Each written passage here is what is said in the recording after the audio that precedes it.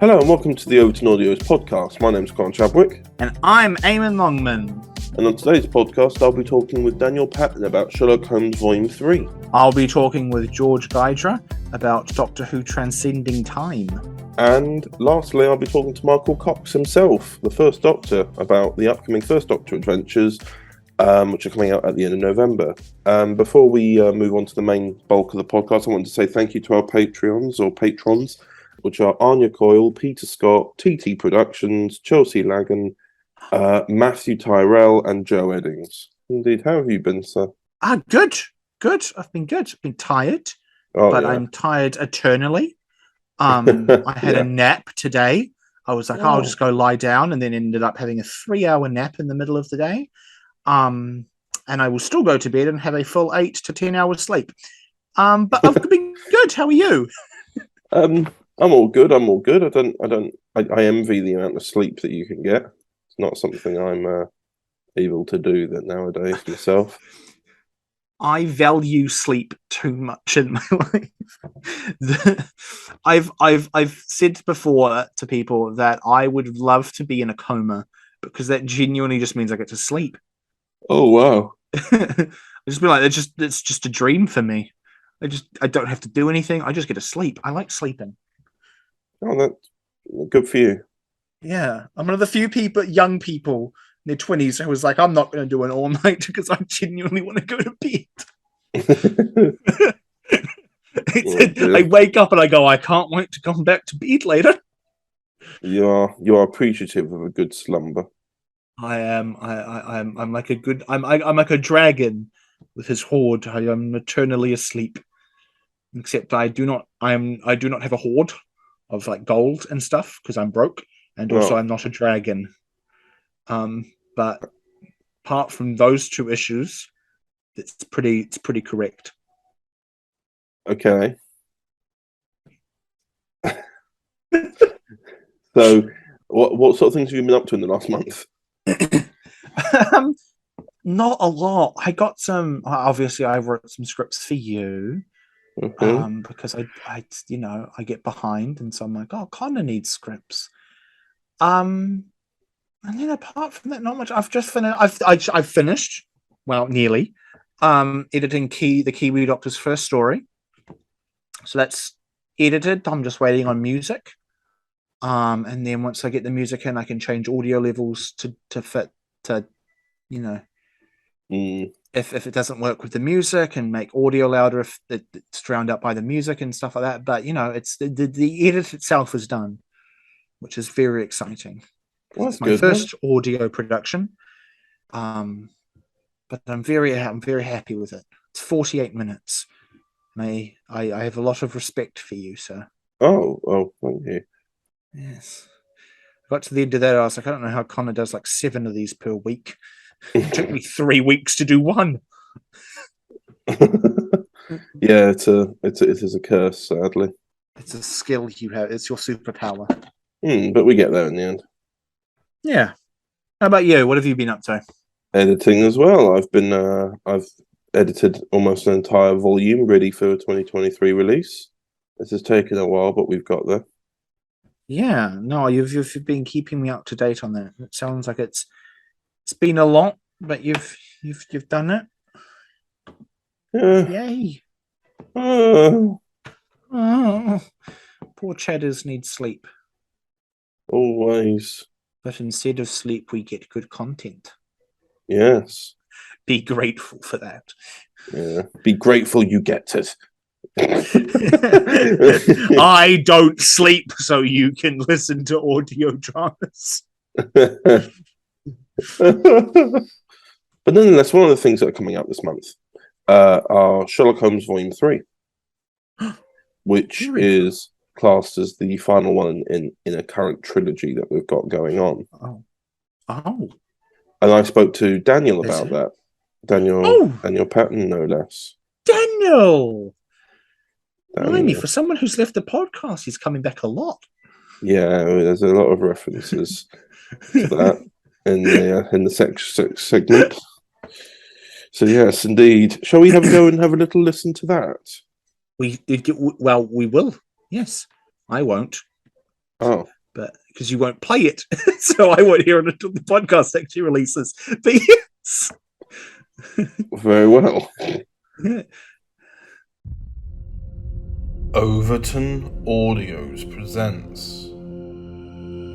No matter what you do or where you go, there's no shadow safe from me. So you think? Once you get to the bottom of this Moriarty business. My dear Watson, I intend to stop him. Everything he does is to create chaos. You and I, Watson, we will bring balance. I sent my best men after him. Good to know you have people. Your eyes tell me he's dead. Tonight I killed a man, and I couldn't feel more regret. Wanting to flee that life, my husband refused, and so they ordered my execution. Holmes described the scene as a calculated attack upon his arrival. He found their bodies, laying on the bed together, holding hands. It's time to end our shared suffering, Sherlock. Once you are dead, all will be fine with the world. Sherlock Holmes, Volume 3. Coming the 12th of November 2022 at 12 p.m. And hello, welcome back to the podcast. And I'm joined by Daniel. Hello, Daniel. Hello, I'm the man who left the podcast, but subsequently I've been in every podcast since his departure. Indeed, sir, indeed. Well, you know, Christmas, December month is a bit of a break, kind of, you know, because most of it's going to be talking about what's coming up the following year and such. But we'll likely see you again in the January one. Yes. No idea why I quit. But yeah, today we're here to discuss Sherlock Holmes, I believe. Yes, indeed we are. We're going to discuss that. The third volume, and how it all, you know, comes together and, you know, ties up. The story between Sherlock Holmes and James Moriarty, because obviously we've been setting that up for quite a little while now. Yeah, it's been one of those things we've been sort of breadcrumbing towards this volume, because we've had Chris, who plays Moriarty, cast from the very beginning. I mean, we've been eager to finally get the full picture of what his Moriarty has been up to. So it hasn't just been anticipating for, I'd say, the audience, been anticipating for us, because, you know, we wanted to tell this story probably since the beginning. Yeah, because obviously the story of how we've made all this basically starts like 3 years ago, really. It wasn't something that we obviously went out and thought, yeah, let's make this a trilogy of stories, but it was when we decided to, well, I think it was when we done Volume 1 that we thought, actually, yeah, let's make it, because I'm a three or five person volume usually. That's how I prefer to kind of do things, and 5 just seemed like a lot, so we thought, well, you know, in mind, let's think about how would 3 work out, and thus we've planned accordingly for that. I have said before in other podcasts that we are open to doing more stories, because obviously it's Sherlock Holmes and Dr. Watson. Those things are kind of something. I don't think we're, you know what I mean. I don't think we're entirely out of ideas, but for certainly in terms of what this chapter is. Yeah, this is why I feel like this is this volume is the end of the trilogy that we've been building up, but doesn't mean that we're locking the door behind us in Sherlock Holmes. We can always come back to it, and I mean, like, there's so many stories yet to adapt. I can name a few at the top of my head. I won't say them here now, or else people are going to think we're going to be making those next. But there's so many books. There's so many short stories. I mean, we have decades of storytelling just waiting to be told. Yeah, I mean, that's what's so great about those stories as well, is just the sheer amount of, you know, well, there's so many stories from over the years. It's just something great to see. And it's just, Yeah, so there are ideas. There certainly are ideas, but for now, this is the conclusion of what we initially set up. I think we softly sort of called this the Moriarty trilogy. Yeah, yeah. So it's been basically 3 volumes. The game is on family values, and now this third volume, Eve of War. Which is yeah, but I feel like what those 2 volumes had were those two. I feel like the first 2 volumes felt more what's the word and felt more like sort of episodic, more anthology sort of style, where it's just like we went from one case to another. Where this feels like there's like more of there has been more of a more clearer through line, if you know what I Oh mean. yeah, yeah. There is 100%. Whilst each episode represents a case, the cases all build up and better inform for the final story. It just they basically all connect, and it just adds more to the mystery. Even though you may see the case solved as well, it's just a case of seeing how it all fits together in the grand scheme of things, really. And how that leads up to what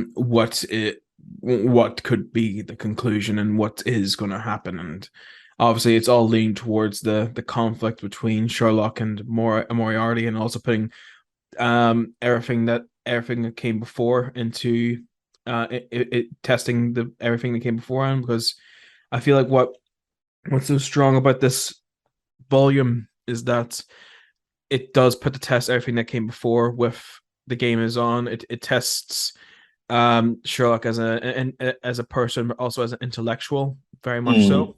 And also it puts to test the family values that we set out in the second volume, because a lot of that it comes forefront here, and it all gets challenged, and it all becomes very like we've got this all set up now. Let's see how this plays out in this big grand finale. Whenever like we have war approaching, and we've got all this stuff from Moriarty, how this is all stacked together. Yeah, 100%. I couldn't put it better myself, sir. Hmm.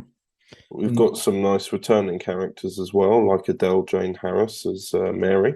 Indeed. We've got John and Harper returning as Inspector Lestrade. Lestrade. Or Lestrade, yeah. I know. It's just I heard 2 different versions. In Volume 1, I said Lestrade, and Volume 2, I said Lestrade. So I think I think I even did 2 recordings where I said Lestrade and Lestrade, because I wasn't too sure what the pronunciation we were going to go for was. Yeah, and then in the end, other people, other cast chose for us. In the end, very basically. But no, it was it's gonna have, who else have we got coming back? Was it Rosalina who plays Rosalind, yeah, Rosalind plays Mrs. Hudson, who didn't appear in Volume 2. But she's obviously appearing in Volume 3, otherwise we wouldn't have mentioned. Also, we have Peter M. George returning as Mycroft. He wasn't seen in Volume 2, but he was in the first ever episode of Sherlock Holmes Volume 1, Episode 1.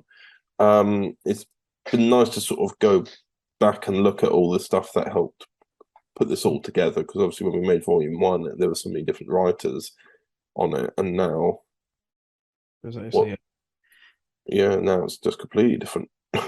Yeah, I feel like we got to explore a bit much. Like we got to do those characters, and then whenever we went to the second volume, we explored other bits of it. But it's good to finally come back to sort of the roots of this all, with Miss Hudson and Mycroft being back,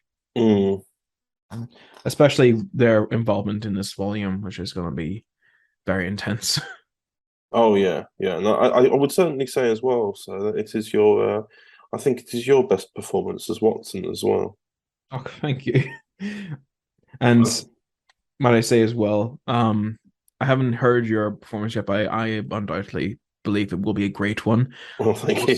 I will say, like, some of my favorite scripts. This is no hit to any of the writers. Like every writer has wrote for us, and all the stories we based on all the writers, I feel have done a great job. I feel like you really have an eye for the detectives of Sherlock, and it's been a pleasure to read the scripts, Well, thank you, sir. Oh, especially that last one. God, that last one. You saw the length of lines of dialogue, I had to say. Yeah, thing is, I don't know if this is too much for a spoiler, but like there's, I'm not going to say too much, but like the last script was a pretty lengthy one, and I remember. and the majority of that was just your dialogue. Yeah, it was tough doing those last lines because I had about literally a whole page of dialogue because I was having to explain and deduce at the same time to whoever I was talking to at the time. Yeah, because with Sherlock Holmes, there's always one thing that's quite consistent, which is that he likes to have a bit of a gloat when he figures something out. So that's an example of one of those sort of situations. But what has been really interesting is exploring like the war element of the characters. Obviously, when we've talked about how do we develop the characters, we came up with this idea that Sherlock was a war strategist in the war rooms during World War One, and that Watson fought on the front line in World War One, but had initially escaped Ireland to escape any form of violence there himself, only to be found himself being drafted in almost immediately after arriving in England into the war. So no matter what he did, he could not escape the war. Yeah, and the violence continued back where he lived, and he decided not to go home afterwards because he just had enough of it. And I suppose like it was one of those things where he'd left, it had been so long, there was no right time to go back, and thus it just never happened. Exactly, yeah. Oh, a lot of heavy stuff. But that's what I quite like about it, is that then when they're both characters meet, they have a really interesting friendship at the beginning where, you know, it's strategist and soldier, and Sherlock was still very military based during especially more so in the first volume, but definitely in the first episode. Yeah, and that started to wear down when it came to volume 2, the most recent episode. The Ghosts of Chammersmith Manor that we wrote together. yeah, that was when like the sort of shell of the old strategist sort of came crumbling. He became more of a friend, and dare I say, more of like a brother figure to Watson at that point. Well, yeah, because of course we've had to write in those scenes with Arthur Morstan, just genuinely being, well, racist to Irish people. Yeah, and obviously we tried to handle that with as much care as possible. But because Holmes really, like, you could see a stark difference from how he reacted to that by very verbally and openly standing by Watson. I feel like he would have stuck by Watson, but privately, and told Watson to have a more of a stiffer upper lip if it were the Sherlock from the war room. Yeah, exactly. And I feel that his time with Watson has made him, more human. Maybe you said. Yes, because he was he expected so much of Watson in Volume 1, and he wasn't able to, because, as in, Watson wasn't able to keep to that standard because he has a life. However, Sherlock does not. Yeah, exactly. And I'm finding it a bit weird now. Mm. Do you not feel like these audios, life is sort of imitating these audios just a little bit? Whenever Watson became a married man, him and Sherlock just he had to sort of devote more time towards his wife and other bits of his life, and still work with Sherlock when he can. Sort of reminds me of another situation we're going through right now. Yes, indeed. Life imitating art. Yeah, that is yeah. Yeah, because I know, because I think since leaving the podcast, I felt bad, but at the same time, it's just like, oh, life is getting back to it's getting to that way now. Well, no, but that's always going to happen anyway, isn't it? You know, it's just the differences with Sherlock Holmes. He doesn't understand the domestic side of life. He doesn't understand any of that. So when there's a new case, he gets very excited, and Watson is his best friend, and he wants Watson with him on that. Exactly. And although I feel like Sherlock doesn't understand the domestic side, he tries to in some elements, but I feel like he's like there's that social sort of stigma he doesn't really get. That is just like to Sherlock, his life is the thrill, the chase, the game is his life. So family and things like that, and partnerships and relationships, they come second to him. Yeah. But for Watson, he likes, like, obviously he likes the thrill of the chase as much. But the problem is, I feel Watson is very much a family man at heart. Yes, exactly. Yeah, he doesn't mind going to these cases and necessarily having to get into some form of danger, but that's only as long as he can get home at the end of the day. Exactly. But for Sherlock Holmes, there's that less there. He's less in that mindset. He'll get through the case regardless of what it may cost to him. Yes, exactly. To him personally, it means getting aimed or killed. He'll, in line of duty, he will do it. Yeah, exactly. And certainly with this volume, it's not so much that their friendship is tested or stretched in any shape or form. It's that as it was teased at the end of volume 2 when Sherlock and Moriarty had a very brief discussion. It's been hinted to that they have a previous connection that Sherlock is not privy to. So there's also a lot of confusion there for Sherlock in the volume as well, because he's not sure what's going on. He's not entirely sure about where and who Moriarty is and where he fits into Sherlock's life.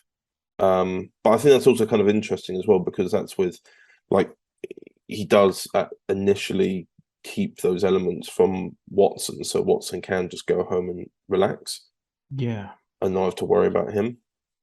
Yeah, exactly. And that's the thing with, like, I feel with Moriarty and Sherlock is such a personal threat and adversary to Sherlock Holmes in any sort of adaptation. He has always followed him like a shadow in some ways.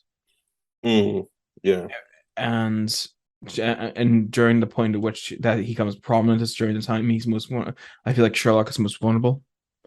Yes. I mean that's something I was sort of thinking about, which was you want them to kind of be like with Sherlock and Moriarty. They're very much the same, but I think in that sort of regard, considering that Moriarty has reference to knowing Sherlock when he used to work in the war rooms, and knowing of that version of Sherlock, and now, as we said in that same episode of Volume 2, and certainly moving into 3, Sherlock is becoming more human. He's actually becoming less like Moriarty, which is the interesting thing, I feel, which is like usually they are each other's matches, and I think they still are to an extent.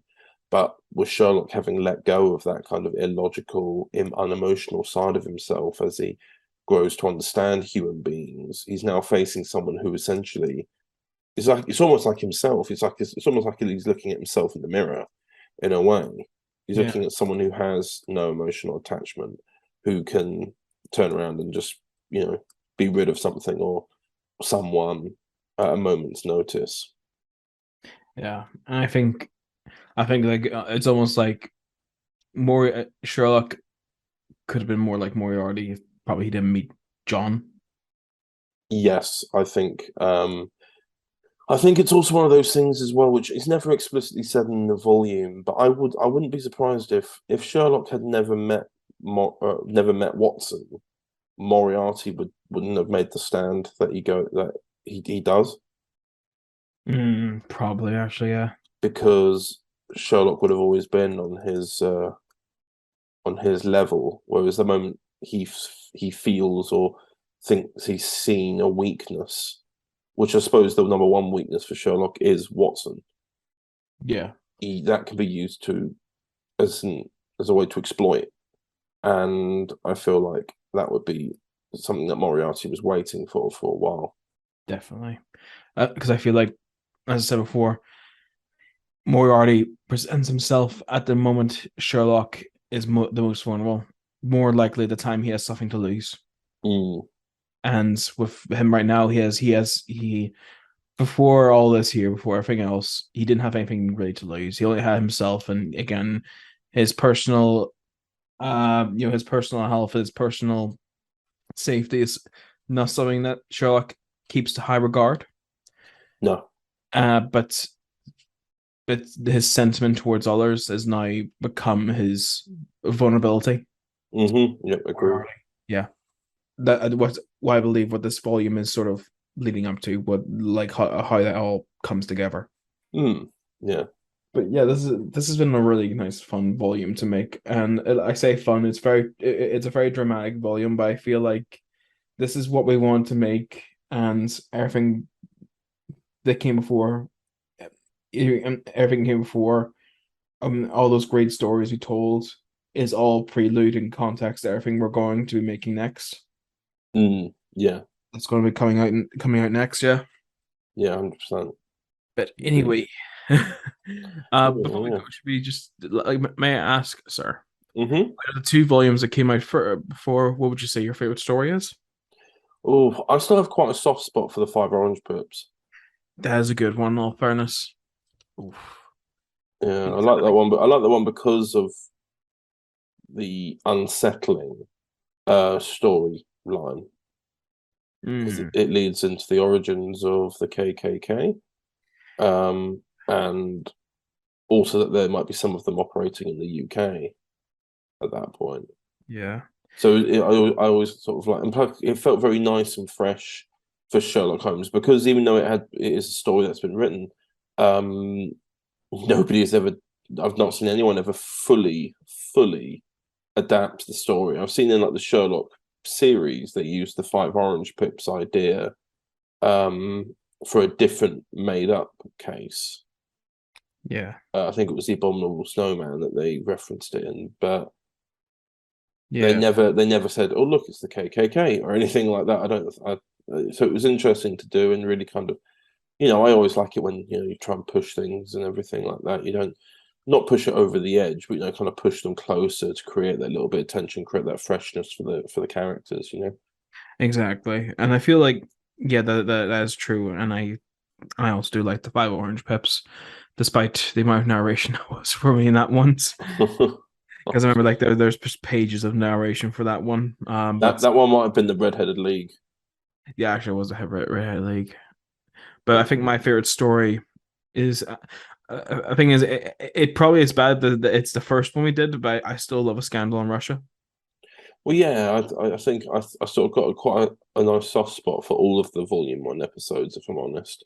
Yeah. But no, I really enjoy that too, just because also Kate as Irene Adler is great as well.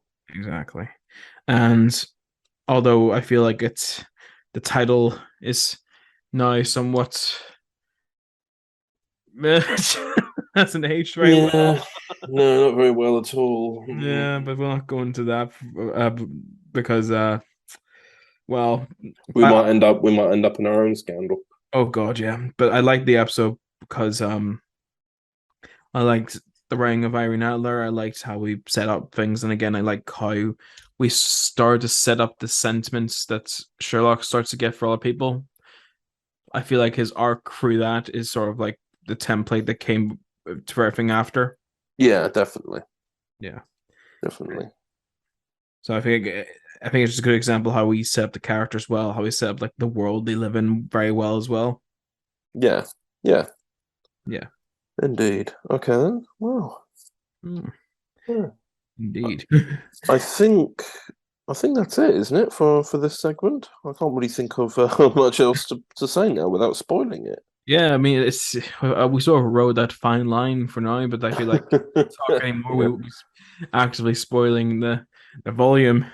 Yeah, indeed. Indeed, sir. Yes, but Yes. I think all else is to say is like, when's the trailer out? Yes, very good question. Very, very good question. Let me just find out quickly. Right, the trailer for Sherlock Holmes Volume 3 comes out on the 5th of November, followed by the volume beginning on the 12th of November, weekly until the 26th Of November. Yeah, so we've got that. In fact, it's actually coming out weekly, whereas Volume 1 came out all in one day. Volume 2 came out all in 1 week on Saturday, Wednesday, and then the following Saturday. Whereas here, this is actually a Sherlock Holmes month. Yeah, in all fairness, I think with this volume, it deserves that pacing. Mm. It needs that pacing. There's quite a bit to think about per episode. Yeah, definitely. Keep that suspense. Indeed. But anyway, thanks for having me back on the podcast to discuss Sherlock Holmes. Of course, Daniel, no problem. Looking forward to the release. Indeed. I'll speak to you later, my friend, and back to future me. Farewell. Bye. Hi, Eamon. And welcome back to the podcast. And we're going to do some comments reading now, I think, aren't we? Comments! Okay, Yes, good. we are.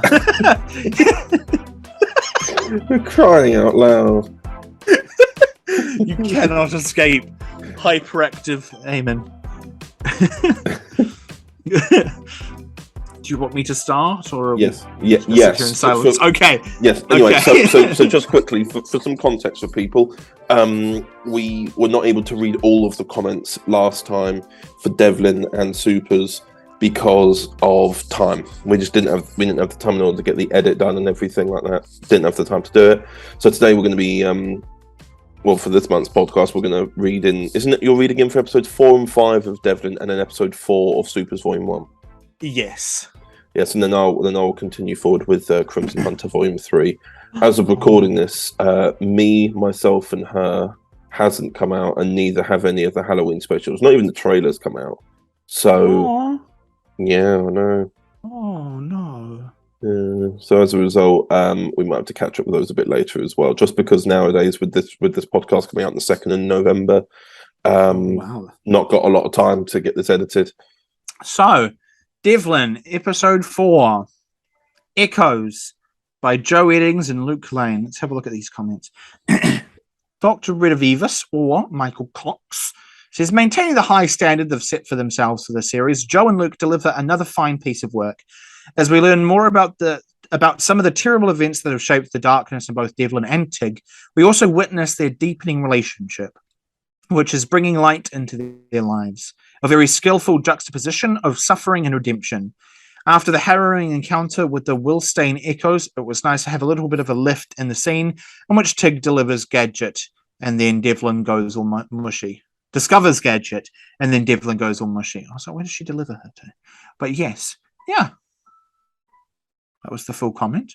It's a nice comment. Also, I love Michael Cox. He's great. CSP says, hello, this audio series is still good. He shouted that for some reason. He then said, oh, sorry, I was trying to echo my voice about how good this episode was. It's a comment. From the beginning, you'd think that this was an episode that would show off Antigone's past, an echo of the past, so to seem. That's where Juke, is that their ship name? Juke. That's where Joe and Luke show you wrong, bub. This is Echoes. And what they actually mean is the target of the episode, which is a big bait and switch. Devlin and Auntie, I'm shipping them as Denty, or Duke, which I've just come up with, really were good in this episode. But to be honest, I've been saying that since the series began. I guess Joe did better than Luke because of all the emotions that she had to go through, as Antigone has a couple of scenes in which she really goes the extra mile, thanks to some minor mistakes she had in her life.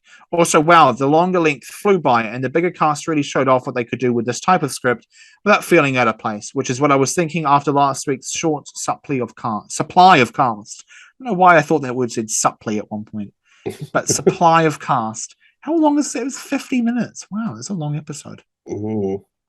I've beaten that. But yes, it's good. Length, probably. I don't know. I haven't listened to the episode. Supers. Episode 4, The Explosion, by Connor Chadwick. Connor, you wrote this one. Oh, I did. Oh. Dr. Regeneration said, when I read the script, I was gripped, but hearing the completed audio takes things to a whole other level. Is he in this? He is! That's awesome. Peter Writing Things says, finally caught up on this. So good. The music over the ending scene was perfect. That was nice. Still wonder what Peter is writing. Many things. Many things. That's why it's in a plural. If he was Peter writing thing, then he'd only be writing one of them. Yeah. But he says things, so he's writing more. Yes. Devlin, Volume 1, Episode 5, Son of Devlin, by Aidan O'Connor. Oh, it's the good lad. It's the good lad, Aidan. Dr. Regeneration says, oh, this is a big comment. Whew. Wow, that was a roller coaster ride of emotions for the audience and a very important personal journey for Devlin and Tig, which was presented with a wonderful mix of tenderness, raw feelings, and yes, lots of expletives. That word, yes. I like the juxtaposition of the fathers and sons. Little Jove is just a chip off the old block, but Dex is both like and unlike Devlin. It's an interesting character study of nature versus nurture. What actually makes us who we are. This was the longest story in the series. I do wonder whether it might have been better to divide it up into a two-parter and then expand the Devlin-Dex father-son storyline so there was more time to explore their relationship. Don't mistake me, I think the story is great and works very well as it is, but I couldn't help thinking that although the title is Son of Devlin, most of the dialogue centers on Devlin's relationship with Tig, which could have been part one of the finale, he loves me not. That's a good title. I like that. Ooh. This finale, CSP says, this finale was something. Damn, what can I really say? It started out so out of place, but then it got weirder and weirder. Trust me, it feels like we're moving every 5 minutes with 20 different plot lines. And I mean, that would be a really bad thing in a different audio series. But with Devlin, it fits, because why wouldn't fit? Okay, he just misspelled it. Okay, I was very confused. But man, this was Luke and Joe's episode. It's Aiden's, actually. Trust me, when you get to that part in the episode, you'll be trying to hold back the tears from how much their acting was so moving. I was actually crying by the end of this, which is a damn good job. I don't know who else to credit. Probably Jack and Aiden deserve some great credits for an excellent performance as Dex and the writer of this damn good episode. This is so much more than just an Overton Audios Deadpool. This was a listen for the ages. Oh. That was very nice. Indeed it was. Foxhole Films says, God, you could tell I had a cold. That's Joe, who plays Tig. And I couldn't tell. Neither could CSP, who says, to be honest, I couldn't hear any difference. So, well done. You masked your cold well. Oh, that's good. And Groot says, feels like the first 12 minutes could have been really cut down, but extremely boring, bored of them just yelling at each other, and hearing it continue throughout the story got tedious real fast. Interesting. Oh, right. Yeah. In all fairness, the episode went through quite a few edits anyway. I mean, Aidan wrote it, and then Luke and Joe went through and ad-libbed bits and pieces along the way. So there were like little bits and pieces. So maybe it did stray off from its initial premise. Yeah. It's always good to have some feedback, positive and negative. Anyway, on to you, Mr. Chadwick. Indeed. Well, the third volume of Crimson Hunter came out just a couple of weeks ago. And obviously for when this comes out, it'll probably be more than a couple of weeks now. It'll be a few weeks now.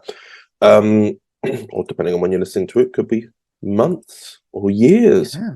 But nonetheless, the comments are always there. So we have a comment. Unless the internet breaks down. Indeed. And then we have a comment. In a post-apocalyptic world. Do you want to read the comments? I've tried. This will be my third attempt, yeah. Oh, shut up. There you go.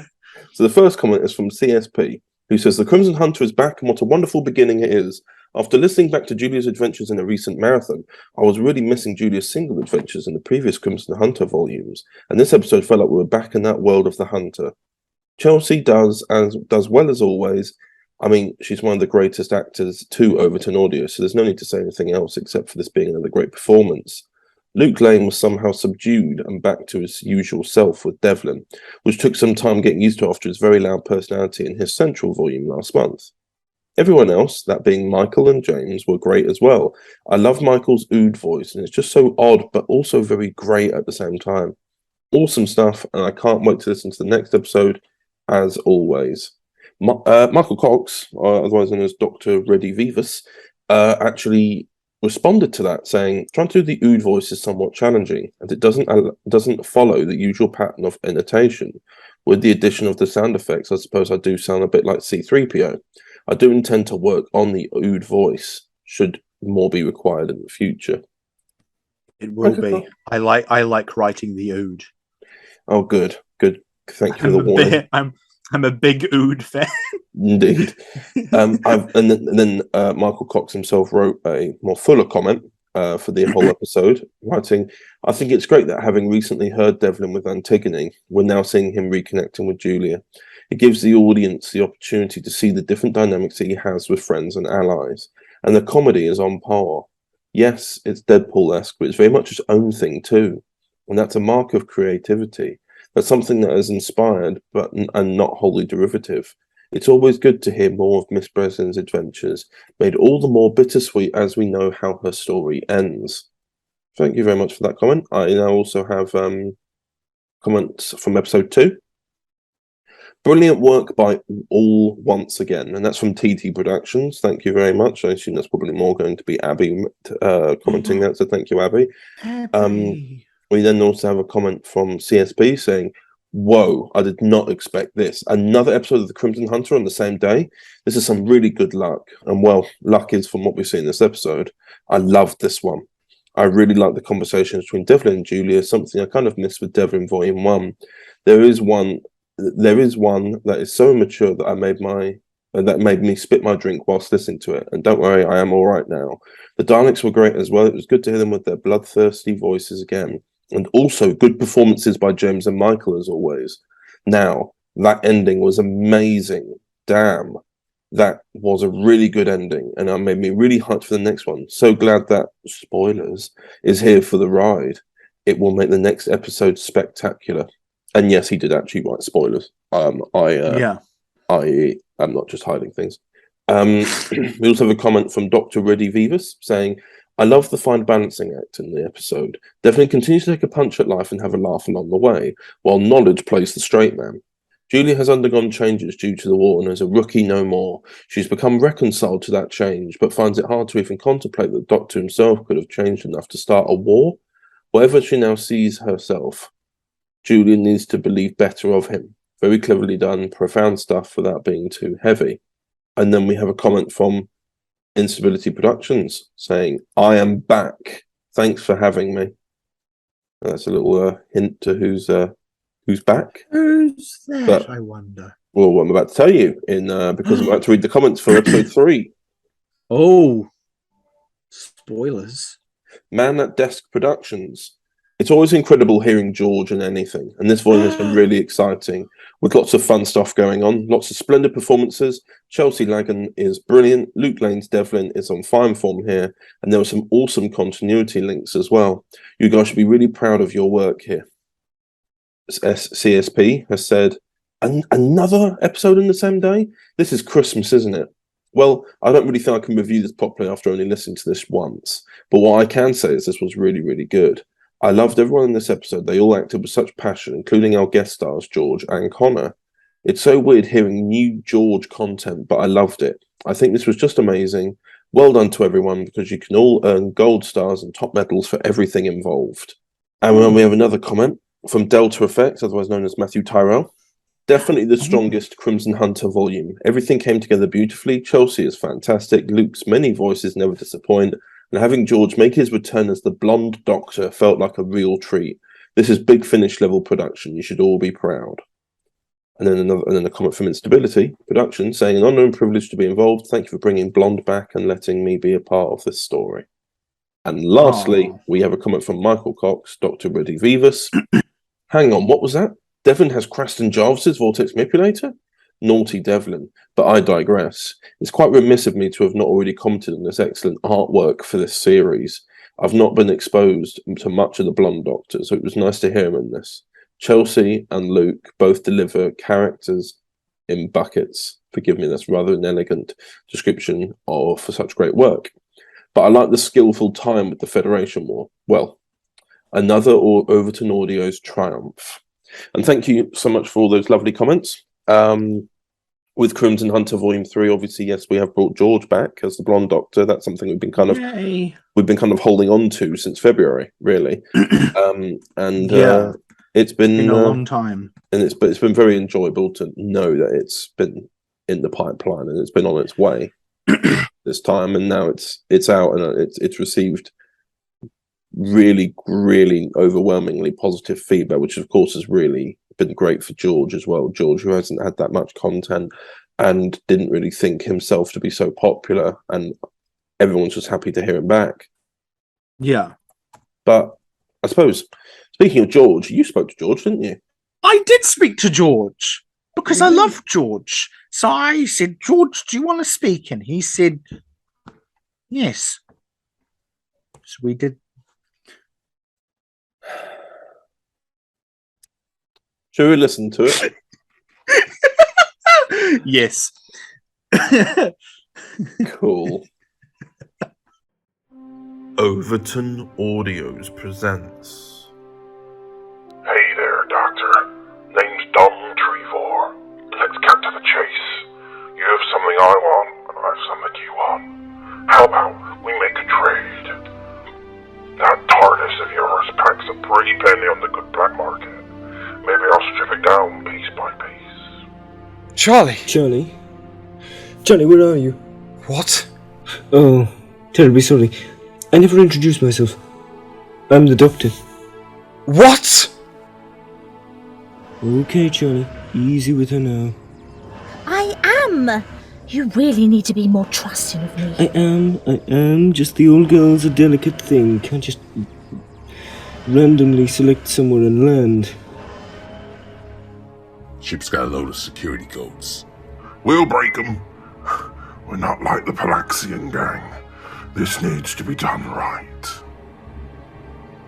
Whoa! TARDIS doesn't like what we're doing. She knows we're going back there. Well, we have to keep going. I know, but the Force is unimaginable. If we're not careful, we get atomized by jumping out the door. I will kill both of you for this. Or what? Kill me? How will you fly your way back?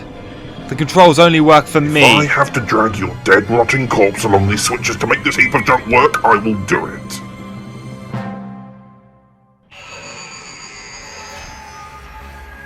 Doctor Who, Transcending Time, Return of the Palaxians.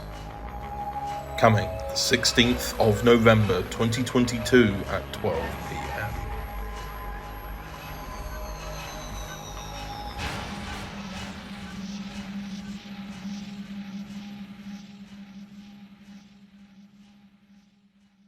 Hello, George. Hello, buddy. How are you? I'm good. I am very good. I am excited. I'm an excited boy to finally be on this properly. On this properly. Connor's been hunting you down for ages. He has, and the time he finally gets me on it, it was one of the most chaotic moments ever. It was his his worst nightmare of a podcast. And when he finally gets me on it on a planned segment, he puts us two together. He puts the dynamic duo. The dynamic duo, but also very chaotic. Yeah, who only share one collective brain cell. Well, this is going to be fun. It's going to be great. So, I think we should start off quite immediately with our Crimson Hunter, which has just come out, and yeah, everyone will now know. Blonde's back. I'm back. I am back. You're back unexpectedly. You're back in the game. Yes, which I don't think a lot of people, including myself, saw coming. Yeah, no, it was quite a big surprise. All of a sudden, it's just more George content. We always love more George content. Well, yeah, exactly. Especially because obviously I had I was finally starting to do stuff on my own channel, but in terms of the Blonde Doctor coming back, yeah, even I was shocked when I got asked to do that. I think because it's now been released. I think he only set that up because of me. Oh, because I wrote episode 1, and so he told me just to write a twist. So episode 1 was done before the rest of the volume was even planned. So he just said to me, write a twist. Give me a twist at the end. So the twist that the Daleks about the Daleks getting into the Federation because the Doctor was all just purely because I gave him a twist. And then I think he just went from there and picked you. So I have both you and Connor to thank for my return. I won't confirm because I may be wrong, but yes. I won't confirm, but I'm definitely going to say it was me. Yeah. Oh, yeah. I'm going to take full credit. No. So how did that come about with you? How did he approach you about this? It was interesting. So me and Connor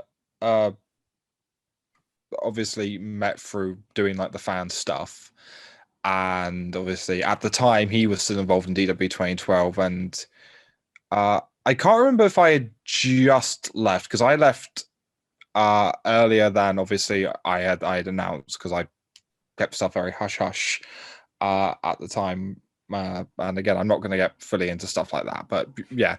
But he'd said to me, you know, when it became public knowledge that, hey, I'd gone, and I thought that was it. Blonde was gone. Blonde was dead and buried, and I noticed obviously like stuff was getting removed, and I thought, okay, well, you know, I had a good run for what it was, but I thought that's it. And he said that he messaged me, said, there's a Doctor that's meant to be in this audio as a cameo. Would you like, or like as a shock twist, would you like to be that Doctor? And I said, what, a new Doctor, my Instability Productions Doctor? And he went, no, I want you to come in as the Blonde Doctor. And I was like, oh, okay. So that was that. And for a while, I didn't know if it was still going to happen or not, until then, yeah, I got sent the script, and honestly, it felt really weird being back. Obviously, there were some changes to Blonde when he came back. I gave him a posh voice now instead to just differentiate him a little bit from my other Doctors, but it felt really, really good to be back. It's good to have you back. We missed you. Oh. So yeah, Crimson Hunter. So, and obviously in Crimson Hunter, you interact with Julia. Yes. What other? Are there any other kind of areas of the Overton universe you'd like to eventually put your toes in? I have. I mean, working alongside Chelsea as Julia was fun, because obviously we recorded separately, but I've known Chelsea for a while, and I know how great of an actress she is and how awesome she is as Julia. So that was really, really cool for me, especially because, you know, it's a different Doctor with Julia Breslin. It's a weird combo, so that's quite fun. In terms of stuff in the audio, I mean, obviously I'd love a Cravat and Blonde team up. I think they'd just be two very like different Doctors, very interesting Doctors to put together. I'd love to encounter John's Master.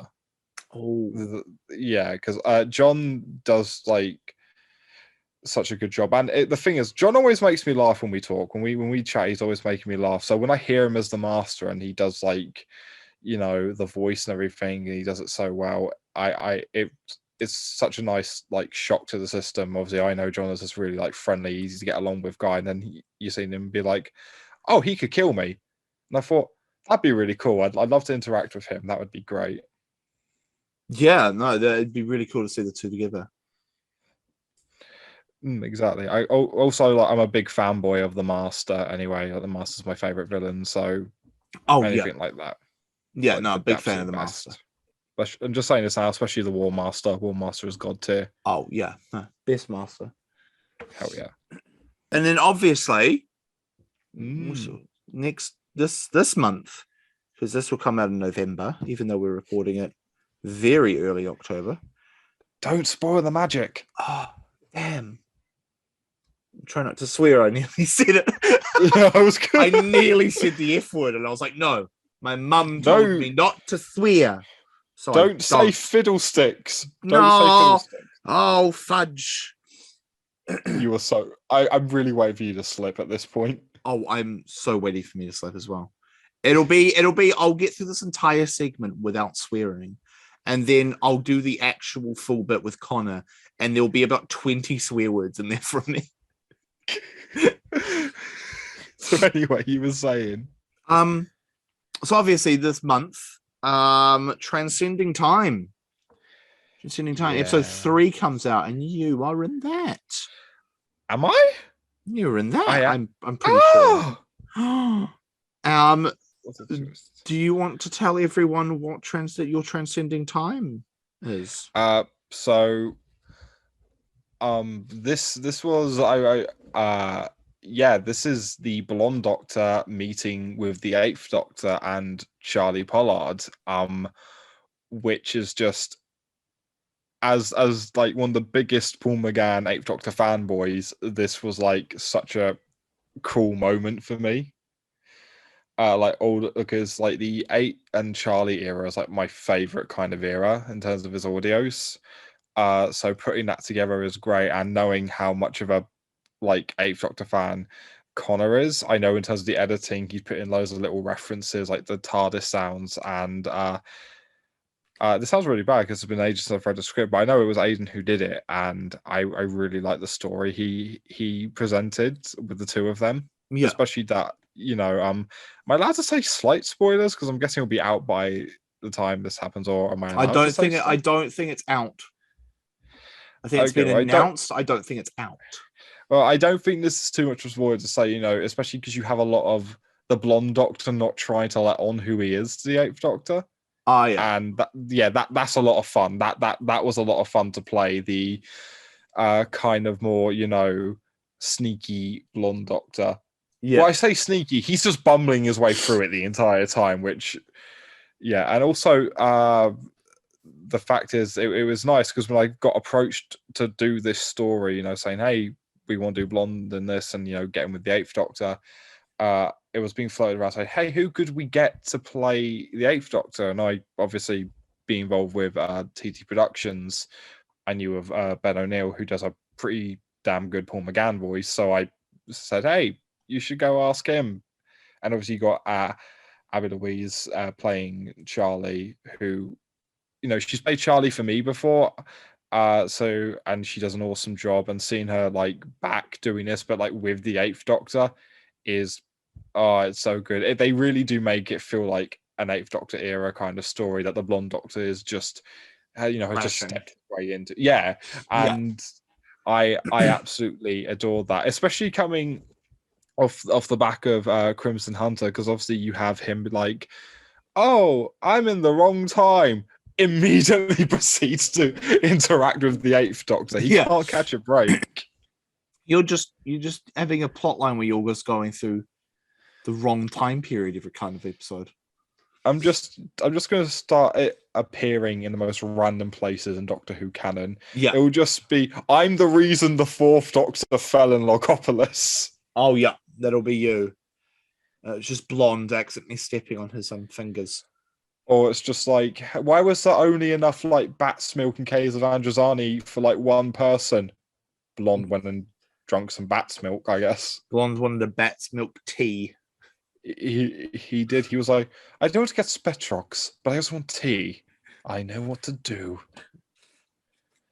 But yeah, it's weird. It's genuinely weird coming back as the Blonde Doctor in the Overton kind of setting now, and which is great. I genuinely had a lot of fun doing it, because it went for a while where, again, I thought the character was just dead essentially, and I was prepared just to let him go, because it got to the point where, obviously, because stuff happened, I wasn't particularly enjoying being the Blonde Doctor, and I thought, okay, maybe I was like, it's sad he goes, it ends this way, but I thought, fair enough, I'm just going to walk away from this. And then like absolute angel from the sky. Connor swoops in and was like, if you're up for it, do you want to come and do this stuff? And I've actually had a blast playing the character again. It's been really, really fun. And obviously, you know, that's led to, you know, me and you discussing stuff like for the Kiwi Doctor and the Blonde Doctor and stuff like that. So it's nice. It was the description I think you and Connor came up with, that essentially I am the daredevil of like the doctors in terms of what happens with me. Yeah. Yeah, that was Connor's idea. That you're I think it was I think what he said was, you know, you're a beloved character who disappeared, and then you came back to have a cameo role in a female-centric led spin-off. And then you're going to go off and do some other cameos before eventually, maybe further down the road, you get your own solo stuff to do. Honestly, that'd be great. I actually enjoy the fact that with these like more one-off or cameo appearances, it's actually giving me time to really practice who the Blonde Doctor is as a character, because obviously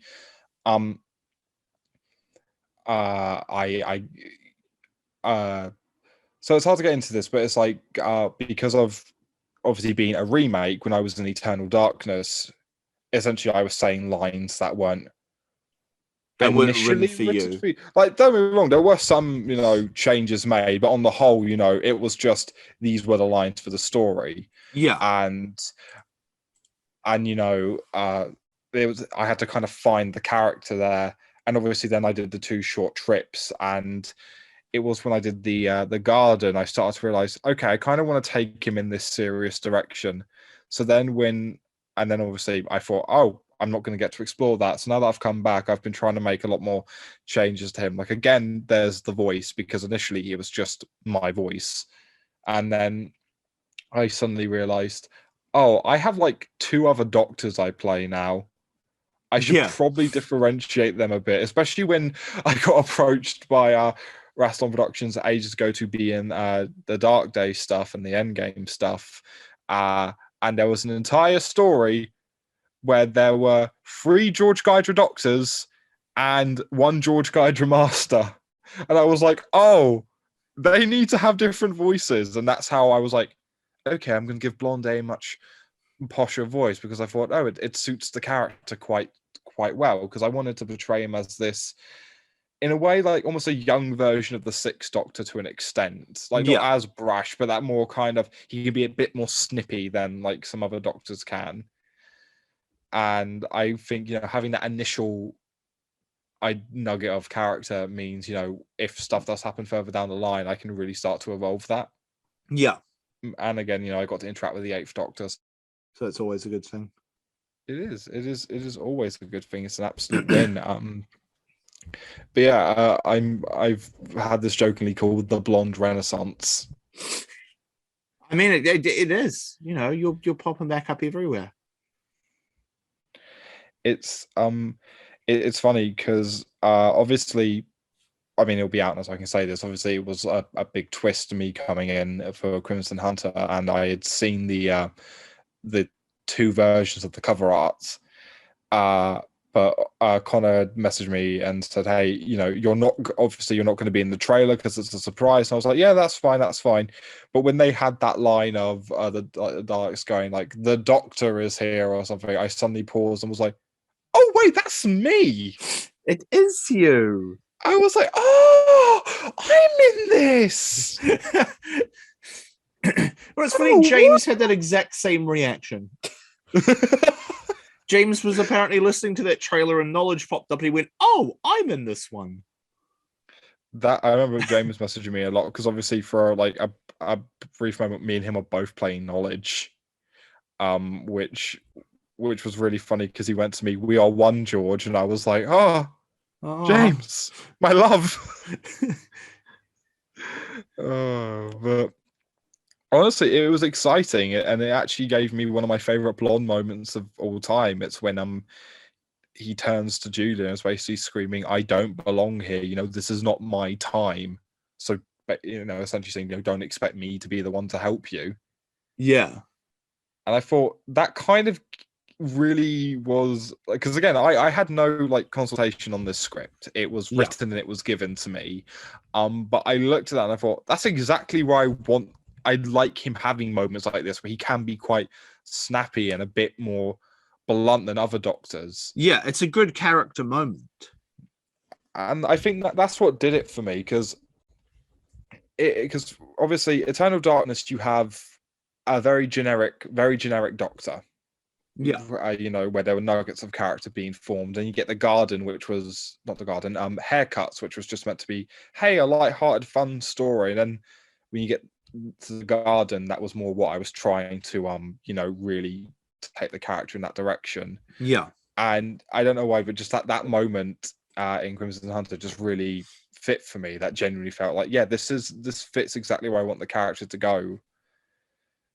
And again, you have that you do have little moments like that in Transcending Time. Obviously, I won't say, but there are little moments in there which you really get hints of what the Blonde Doctor sort of is and who he is now, and basically the room he has now to grow and the direction you can take his story in. And I think it's nice to be excited to play this character again. It's nice to look at this and be like, hey, yeah, I have fun playing the Blonde Doctor, because it's been a while since I felt that. Yeah. Exactly. Like it used to be where when I used to hear the sentence, when's the Blonde Doctor series? Especially, as I said, because I left a good while before it became public knowledge. Because obviously I didn't want to start anything. I was just gonna bow out gracefully and be like, cool. Although I remember it was hilarious because I had actually written a script that was meant to kill the Blonde Doctor off. That was meant to just erase him from existence. And I think you've seen it. I can't remember. I know I have seen it. Yeah, I thought you had. And then literally, I thought, okay, this is a really it's a bit of a tragic end, but it's a really nice wrap-up thing. And everyone who's seen it was like, no, do not do this. And I was like, oh, okay. And now you're everywhere. I know. I just appear. You can't get rid of me. You can't. You're Crimson Hunter, Transcending Time, and then obviously you mentioned before the Kiwi and Blonde stuff that we've previously announced. You're everywhere, and it's great to have Blonde back. It feels it feels nice to say this, but it genuinely does feel good to be back, especially obviously when you and me have been talking about the Blonde and Kiwi stuff. That's been hilarious, especially the fact you and me can't say no to each other when we think of ideas. Oh yes, there's probably hundreds of volumes planned at this point. It's going to just get to the point. Where was it? You and me will just be like, "Hey, let's do a story where Blonde and Kiwi become strippers," and I'll just be like, "Yes!" I remember I was on a call the other day, and the moment I think I put Dom into a state of shock the moment I actually told him how many volumes we actually had ideas for. Yes, what was it? There's been 5 volumes properly planned or very heavily discussed, and then others were like, "Cool, yeah, we're going to do this. We're going to do this. We're going to do this." Yeah, I did definitely 5 officially fully planned volumes. And then we've got, I think, ideas for at least 12 or 13. And so I said 5, and he went, "Oh, that's not so bad." And then I said, "But we have ideas for 12 to 13." And he went, "Oh, Jesus Christ."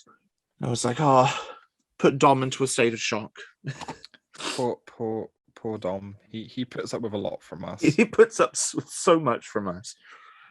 Oh, but yeah, no, genuinely. I think the thing that's meant the most is the genuine support from everyone. Obviously, you guys have been great, but I think just a genuine audience reaction to people wanting Blonde back, and the fact people really like Blonde, especially with the whole mental health element to him.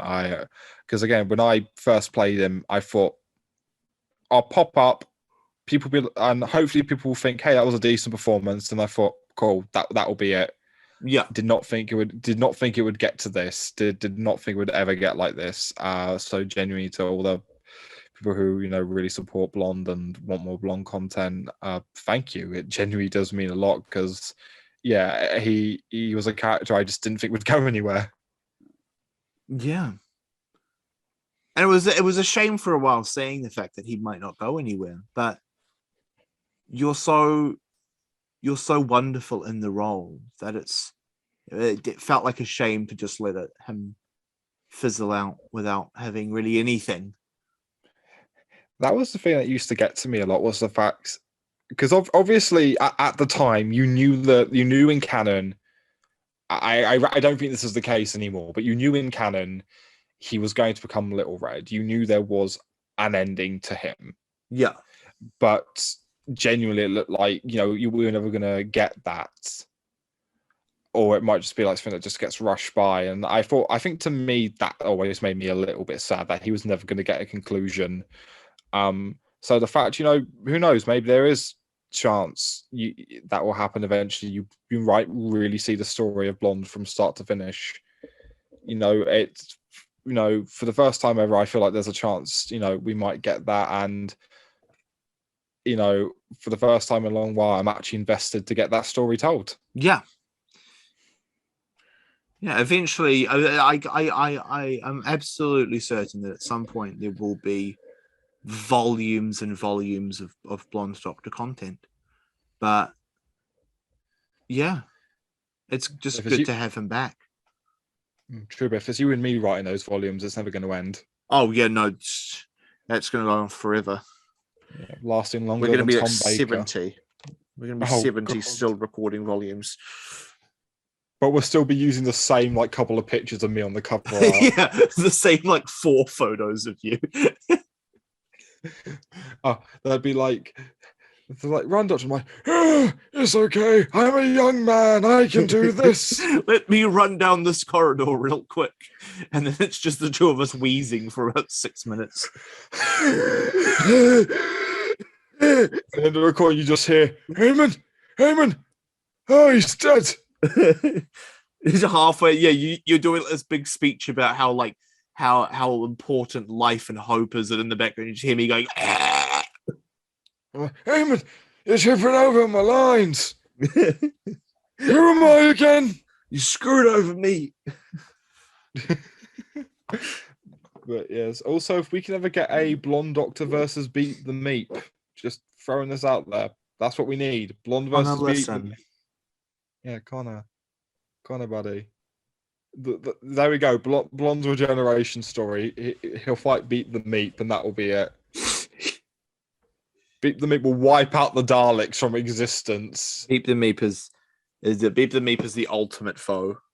Yeah, and then when, oh my God, when he's just on the floor, doesn't have the strength to regenerate, the mighty Bagpuss will appear and be like, "Hey, don't die." And be like, thank you, Bagpuss. I love the idea that loads of people who do not get these in jokes are going to be like, why the hell is he talking about Bagpuss? Because Bagpuss is a god. Bagpuss is just absolutely stunning. Bagpuss is incredible. And the fact the actual Bagpuss is held in my girlfriend's hometown, I'm like, it's a sign. I gotta go see Bagpuss. Yeah, you gotta go see Bagpuss. You must. No, I'll be going down. She'll be like, hey, George, are you here to see me? I'm like, no. No. Bagpuss.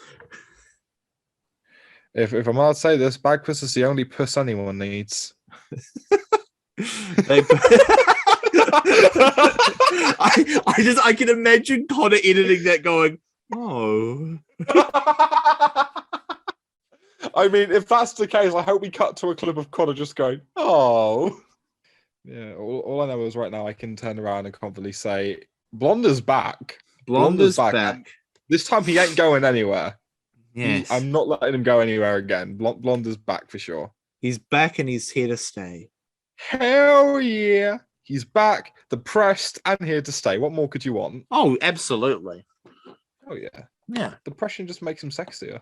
And I mean, I don't know when we're seeing him next, but I've had conversations with Connor about writing stuff for Blonde. So, it's always an exciting new avenue to take the character down. Is this like the little tease of just we don't know when, but he will return. He will return. It's that we're gonna have a thing at the end of this podcast, Avengers style, where it cuts to black and then Blonde will return comes up on screen. Blonde will return in Ant-Man Quantumania. Blonde will return in Avengers: The Kang Dynasty. You've called it now. Just watch. Somehow Marvel's listening to this and being like, "Wait, is this character mildly popular on the internet?" Right, we're putting him in. Kevin, you say that line, and Kevin Feige is legally obligated to then put you in something. Just watch. They'll do like another kind of Avengers Assemble moment, and you'll see like all of them running, and then just like me frantically like running down, like, "How did I get here?" When we say Blonde's appearing everywhere, we mean it. Yeah, exactly. I can't wait for your co-starring role in Knives Out 3 as the Blonde Doctor. Well, I hope you're ready for next week. I am actually making an appearance in She-Hulk. Oh, sick! Oh, I know. Absolutely. Are you with Daredevil? Are you Daredevil? Let's cut it here. You know too much. Oh, for Christ's sake. Quite literally one brain cell. Yeah. Yep. Connor, you let this happen. Connor, why would you do this? Why would Connor do this?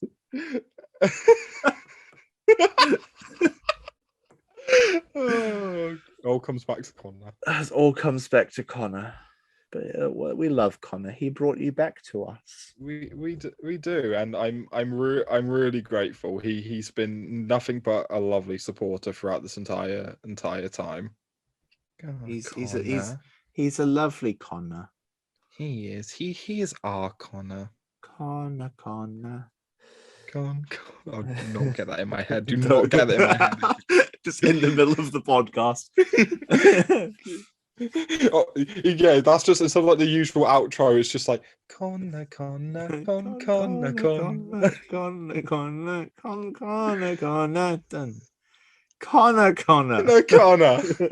it just ends, and then it cuts to Blonde will return in Avengers: The Kang Dynasty. I'm just saying, if we do a Star Wars movie, it's gonna have to be that image that you've made. Yeah, but Blonde's in it as well. Blonde can be the little creature that sits near Jabba. You're gonna end up having to be. I would edit you in as Babu Frick from Rise of Skywalker. It's just you, fully sized. Like you're not hiding an alien. It's just you standing there. They're like, oh, what are we doing? You just go, hey, and they're like, does he know any actual words? I just turned around. What's up? It is me, Babu Frick, from that space film. From that space movie. With the stars who are at war. The Blonde Doctor is getting everywhere. The Blonde Doctor is in everything now. Little Woman starring the Blonde Doctor. Pride and Prejudice. The entire Friends cast, but it's just you. So wait, I have a will they, won't they relationship with myself? Yeah, the show is now called I Have No Friends. All my friends and me. This way. Yeah, except at the very end, somehow the only other person that appears is you. And Blonde and Kiwi get together. Aw, I'd love that. I'm Paul Rudd. You are. You give me Paul Rudd vibes. I'm 100% now Paul Rudd. Paul Rudd, I'm sorry, I've taken your job of being you. It's Paul Rudd falls to the floor somewhere and starts to slowly, American Werewolf in London starts to change into you. Oh no, Ant-Man and the Wasp starring me. I am the Ant-Man. It's Ant-Man time. It's Ant-Man time. No. No, stop Ant-Man. I am Ant-Man. Oh dear God, does that mean we're gonna get Blonde and Morbius? Yes. Blonde and Morbius is a thing we need. It's blonding time. It's blonding time. Connor's Well, going to be listening to all of this going, oh no. It's gone off the rails. I mean, we did speak about, We the did speak audios. about blonde stuff, and we've continued to talk about Blonde Doctor just in a really weird way. Exactly. I think it's Technically, Connor, thank you. We have yet to go off topic. Exactly. There is not long left of this recording. There is not. Should we wrap this up here? Well, I think we should begin to wrap this up, yes.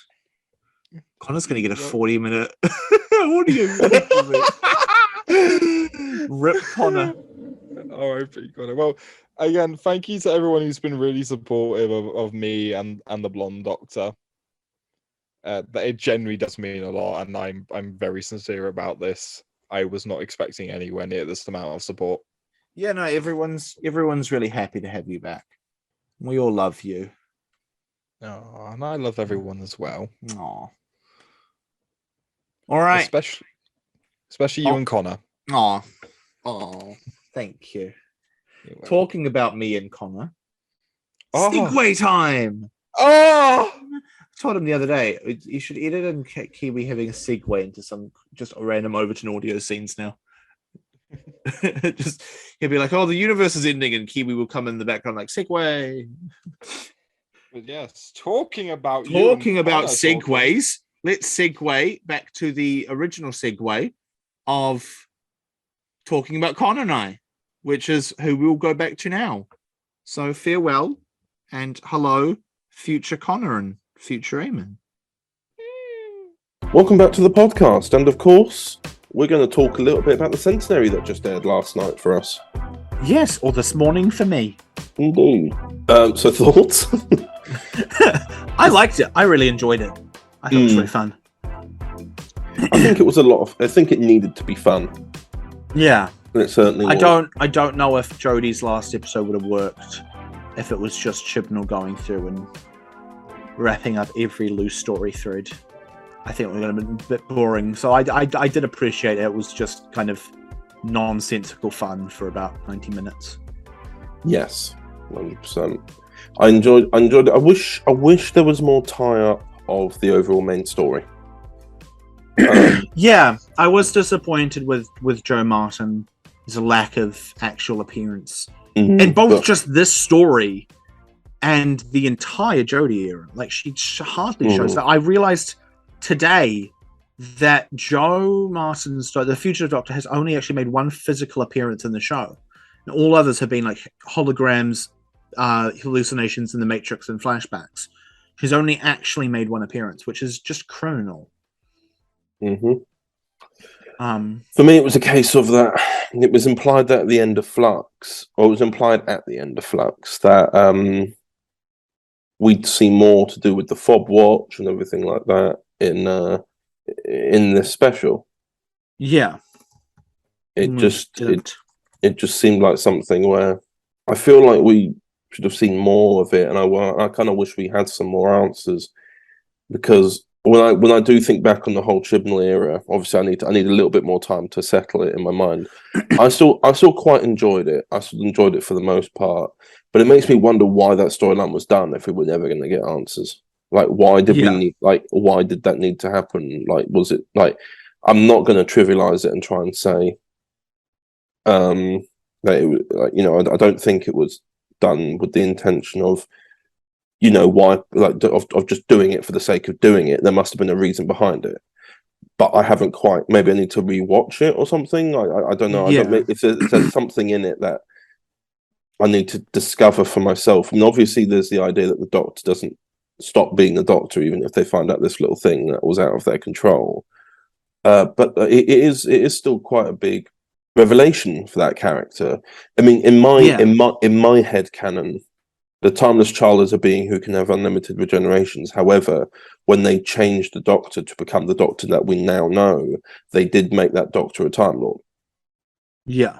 I wish there was revelations about Gallifrey, because I was hoping that when they stepped out of the TARDIS onto that planet, that she was going to go, "Oh, this is Gallifrey" or something. But Yeah, I was disappointed, and just the lack of wrapping things up. But I at the same time, like, you know, there's too much to wrap up, And don't get me stuff wrong. like Matt's, like the Time of the Doctor was so heavy on wrapping everything up every 5 seconds that Time of the Doctor hardly got time to breathe. It was just wrapping up. Oh, we need to wrap up the Silence. We need to wrap up Madame Kavarian. We need to wrap up the Crack in Time. We need to wrap up Gallifrey. We need to wrap up why he needs to how he gets more regenerations. We need to wrap up Clara. We need to wrap all of this stuff. Whereas as this, I think, even though it kind of pushed everything aside, and it's like Chibnall forgot he needed to wrap anything up. I think it was also just a really smart move on his part to just go, I'm just going to give you a fun story. I'm going to give you 90 minutes of just don't get me wrong. Some really cool action sequences, some really, really cool twists, some cool cameos. I think Yaz is quick in this episode. The amount of times, because I did a huge Jodie rewatch. And I rewatched all the way from the beginning leading up to this. And they say to her, to Yaz, so many times over the course of Jodie's run, oh, you're one of the best people I know. Oh, you're so brave. And you don't really get to see that. And then you get to see it in this one, where she's flying the TARDIS and she's able to do all this stuff and she's carrying the Doctor to safety. And it's like, you know what? Yaz is probably one of the most badass companions. What I wish that we'd seen more of. And it's a shame because I really did enjoy this special. I really did. But I think I've enjoyed this era as well, that I wish there was more closure. Like, I was sad that we never got to see Yaz's family. Like, what? Yeah, we don't know the context of where she's been. Hopefully, if they're gonna, if they're both going to be, like Jodie and Amanda are going to be involved in expanded media, like Big Finish, we get to see that explored more, because it was initially, it was explained briefly in series 12 that she was on like a gap year or something like that with the police or something, and then obviously she was back for 10 months but lived in a different TARDIS, and then she was off again for years. And she describes herself in Halloween Apocalypse as former PC. So I think it's implied that somewhere between speaking series about 12 and 13 that she did leave. I will say that it was a nice detail, the way that I remember somebody tweeting because they'd forgotten, but I remembered, which was when they were like, since when did Yaz know how to use a gun? I'm like, she's a police officer. Yeah. No, I loved that when she was like, I have had weapons training. I was like, oh, good. Her police thing has finally come into play. Exactly. Yeah. After 3 seasons? She's finally remembered she's a cop. I love that little detail and the way that, her stance, everything like that. She shows she's been trained in it if she ever needed to be, which was a great detail. I think there were a lot of, sadly, whilst I agree that this special itself needed to be fun, there was a lot of stuff I think the other previous 2 specials could have wrapped up that would have then left one final adventure, which could have still been this. And I feel like this story is the story that should have played after everything else had already been wrapped up. Yeah. The problem is it wasn't. So even though it was a fun episode, this episode actually, I don't think, needed changing. It's that none of the storylines got wrapped up, and trying to wrap it up in a centenary, which is supposed to be not only a celebration of 100 years of the BBC, but also the Jodie era. It couldn't have tried to do anything like what Moffat tried to do with Matt Smith's final episode, or Capaldi's one. Capaldi's era, especially for series 10, was nice and smooth and simple, so it didn't need that. Yeah. But with Jodie's, they'd set up so much, and they hadn't utilized the time prior to try and close any of that. And as a result, whilst this was really fun and really well welcomed for the era, you're still left with tons of questions like, who's the Timeless Child? Where does Joe Martin fit in?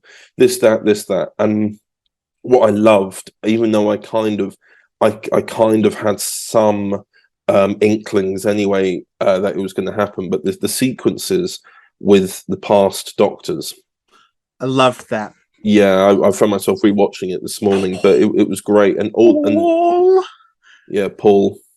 Paul. I had a nap, like I said earlier in the podcast. I had a nap. We watched it, and everyone hopped on a Zoom, and we were on a Zoom until about 2:00 for me. And then I went to bed. And slept for about 3 hours. And I dreamt that I was just hanging out with Sylvester. Good I was old just Sylvester. chilling out with him. I love Sylvester. And so just seeing him back on screen, I've rewatched the scene with him and Ace, and I've cried a couple times to that now. I love it. It's a beautiful scene. I rewatched the one with Five and Tegan, and I really listened. I was because I'd already had an inkling it was going to happen. I kind of wasn't hit so hard by when they appeared in the kind of Guardians of the Edge sequence, but when they appeared in front of the companions, I was completely out of it. And I rewatched it. Yeah, both sequences when they actually talk about things, and when Tegan says, "Oh yeah, what do you think I'm thinking when I'm being faced with Cybermen?" and the Fifth Doctor just goes, "Adric," and you're like, yeah, it's a beautiful scene. The Braveheart Tegan was so perfect. It worked. It worked because Adric got mentioned. Got mentioned, and she got sad as well. And he was obviously, being the interface of the Doctor, is sad about it too. They both said he just had to kind of sigh out the sadness, go, "Braveheart, come on, we gotta get out of this." Yeah, and it's just like it really worked for that context. We already kind of, I thought, because there were so many rumors about previous Doctors, we had this little joke, didn't we, that if the Fifth Doctor showed up, or if we had decided that 13 was going to say it, Braveheart, Tegan, but I'm so glad that it was 5. Yeah. It made sense. And it made sense because of naturally the trust problems that had been built up between Tegan and Ace. And I liked how they kept that. I liked how they kept that she's still not 100% keen on him, on him or her in the episode. When they show up and she's and Tegan's immediately very angsty towards her. I think, to be honest, I really like the episode and the way that they were both portrayed. I am still salty at the fact that it completely wipes out expanded media. All the stuff that was established with Ace. I mean, thing is, Ace and Seven, even in the expanded media, they did fall out. It's the kind of toxic friendship they had. So, I mean, that still works for me. In my head canon, I think it can still work because it's only the one line where they say, "Oh, we haven't seen these Doctors in ages, or decades." Other than that, Tegan says 4 decades, Ace says 3. Yeah, but if you ignore that line, the rest of it actually still works for expanded media anyway. So for me, I'm just going to do that. I'm just going to ignore that. And I did really like the only thing that it officially wipes out is at Childhood's End. Which doesn't make sense to me because it's a 13th Doctor era story, and yet it's wiped itself out. Yeah, but we lose when we win, and we won with Paul, and then we got Ian, and we got Joe, and we got Mel, who I haven't seen Dragonfire. Oh yes, your best friend, Katie Manning. My best friend, Katie Manning. Katie Manning, if you're listening, you're my busy mate now.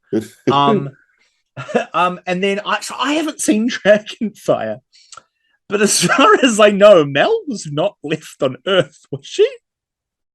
No. So I was like, why do you think? I was like, why is Mel here? Why do you think Mel gets to be here? Where the fuck's Leela? Well, do you remember the trailer they did with Seven and Mel on the space station with 24 Carat? Oh yes. That I mean, they did go off traveling together. If you look at that little advert, that's canon. It's canon. That is officially canon now. Yeah. But as well as that, one thing that really got me was the appearance of David Bradley. Oh, absolutely. Like when it pans up. You're a big First Doctor fan. He's my favorite Doctor, so seeing him was just amazing. And obviously, like you say, meeting Paul. Yeah, seeing Paul was great as well. We go quickly off there. I just want to quickly throw out a big appreciation to Sacha Dhawan. Oh yes, who was, I think, probably my favorite master next to both Delgado and Jacoby now. His performance in that was... I've rewatched the scene when they take him into unit multiple times now, just because of how he interacts with everyone. And how he's snarky to Kate, and then he turns to Tegan. He's like, "Oh, Tegan! Oh!" And then the bit when they're like, oh, take him down, and he's like, oh yes, no, because you'll all be so much safer with me in the building. It's like, I just love it. And he like leans out of the elevator door. So he's like, are you not coming with us, Doctor? Oh no. Oh damn. He's phenomenal. I love him. I just wanted to quickly throw out Sacha Dhawan. I love him. Very good. But yes, speaking of the First Doctor, I spoke to Michael Cox about the First Doctor Adventures that we produced a whole year ago now.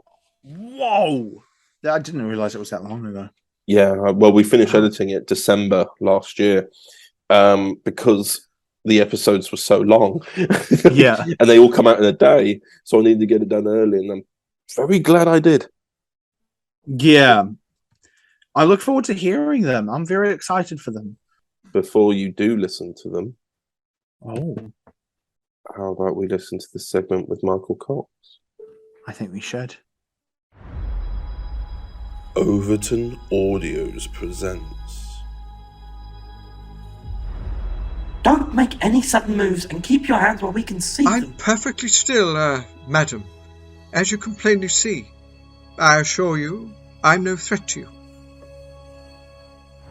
I shan't be telling you anything. That would be foolish, Doctor. For you have an opportunity to make things easier for yourself, and by making them easier for us. I don't respond well to threats, Colonel. Are you travelling through? Yes, after a fashion.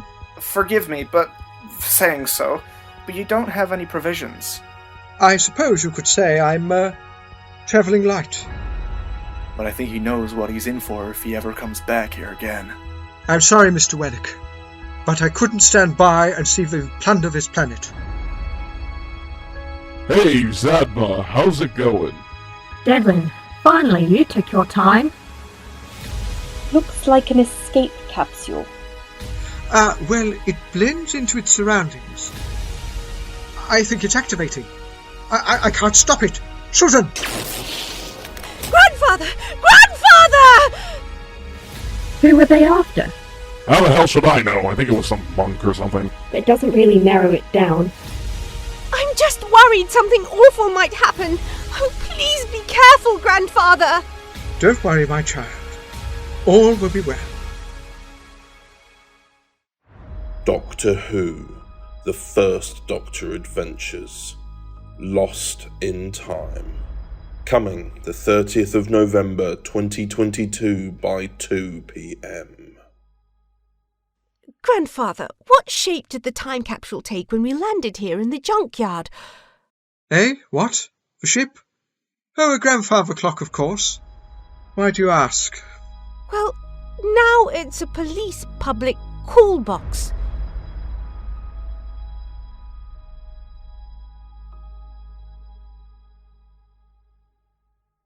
Welcome back to the podcast. I'm here with Michael Cox. How are you, Michael? I'm very well, Connor. Are you well? Are you rested sufficiently well? Good. A little bit. Getting there, but yeah. So how have you been? You've been well? I've been well, very well. And, you know, delighted to be on the podcast. You know, I do listen to them, as you know, and find them a great insight into the creative process. So I'm, you know, feel quite honoured in a sense to be involved myself, really. So I suppose, I mean, something I've never asked you actually is how did you, I don't know if the right word is discover or decide or whatever, like how did you get into doing an impression of the First Doctor? Now, how long have we got? No, I'm only joking. How do I put it? On my bucket list, I'm not that old, but somebody thought I was actually wearing a wig, and then I said, "Oh no, actually, it's my own hair, but I scrape it back and just wear it quite long." It's been cut recently, so it's looking more like Dr. Redivivus rather than the First Doctor. But once I've had a shave, I'll be back to normal and doing some more First Doctor recording. I suppose it was really for the anniversary, the 50th, and I just thought to myself, oh, throw caution to the wind. I don't care if people think I'm mad. I'm going to dress up as a doctor and I'm going to drive to Cardiff to the Doctor Who experience, and I'm just going to enjoy myself, dressed up as a doctor. And I won't care if anybody looks at me and thinks, what's that late middle-aged man doing? Because I'll be among fellow Whovians, so it'll be fine. Yeah.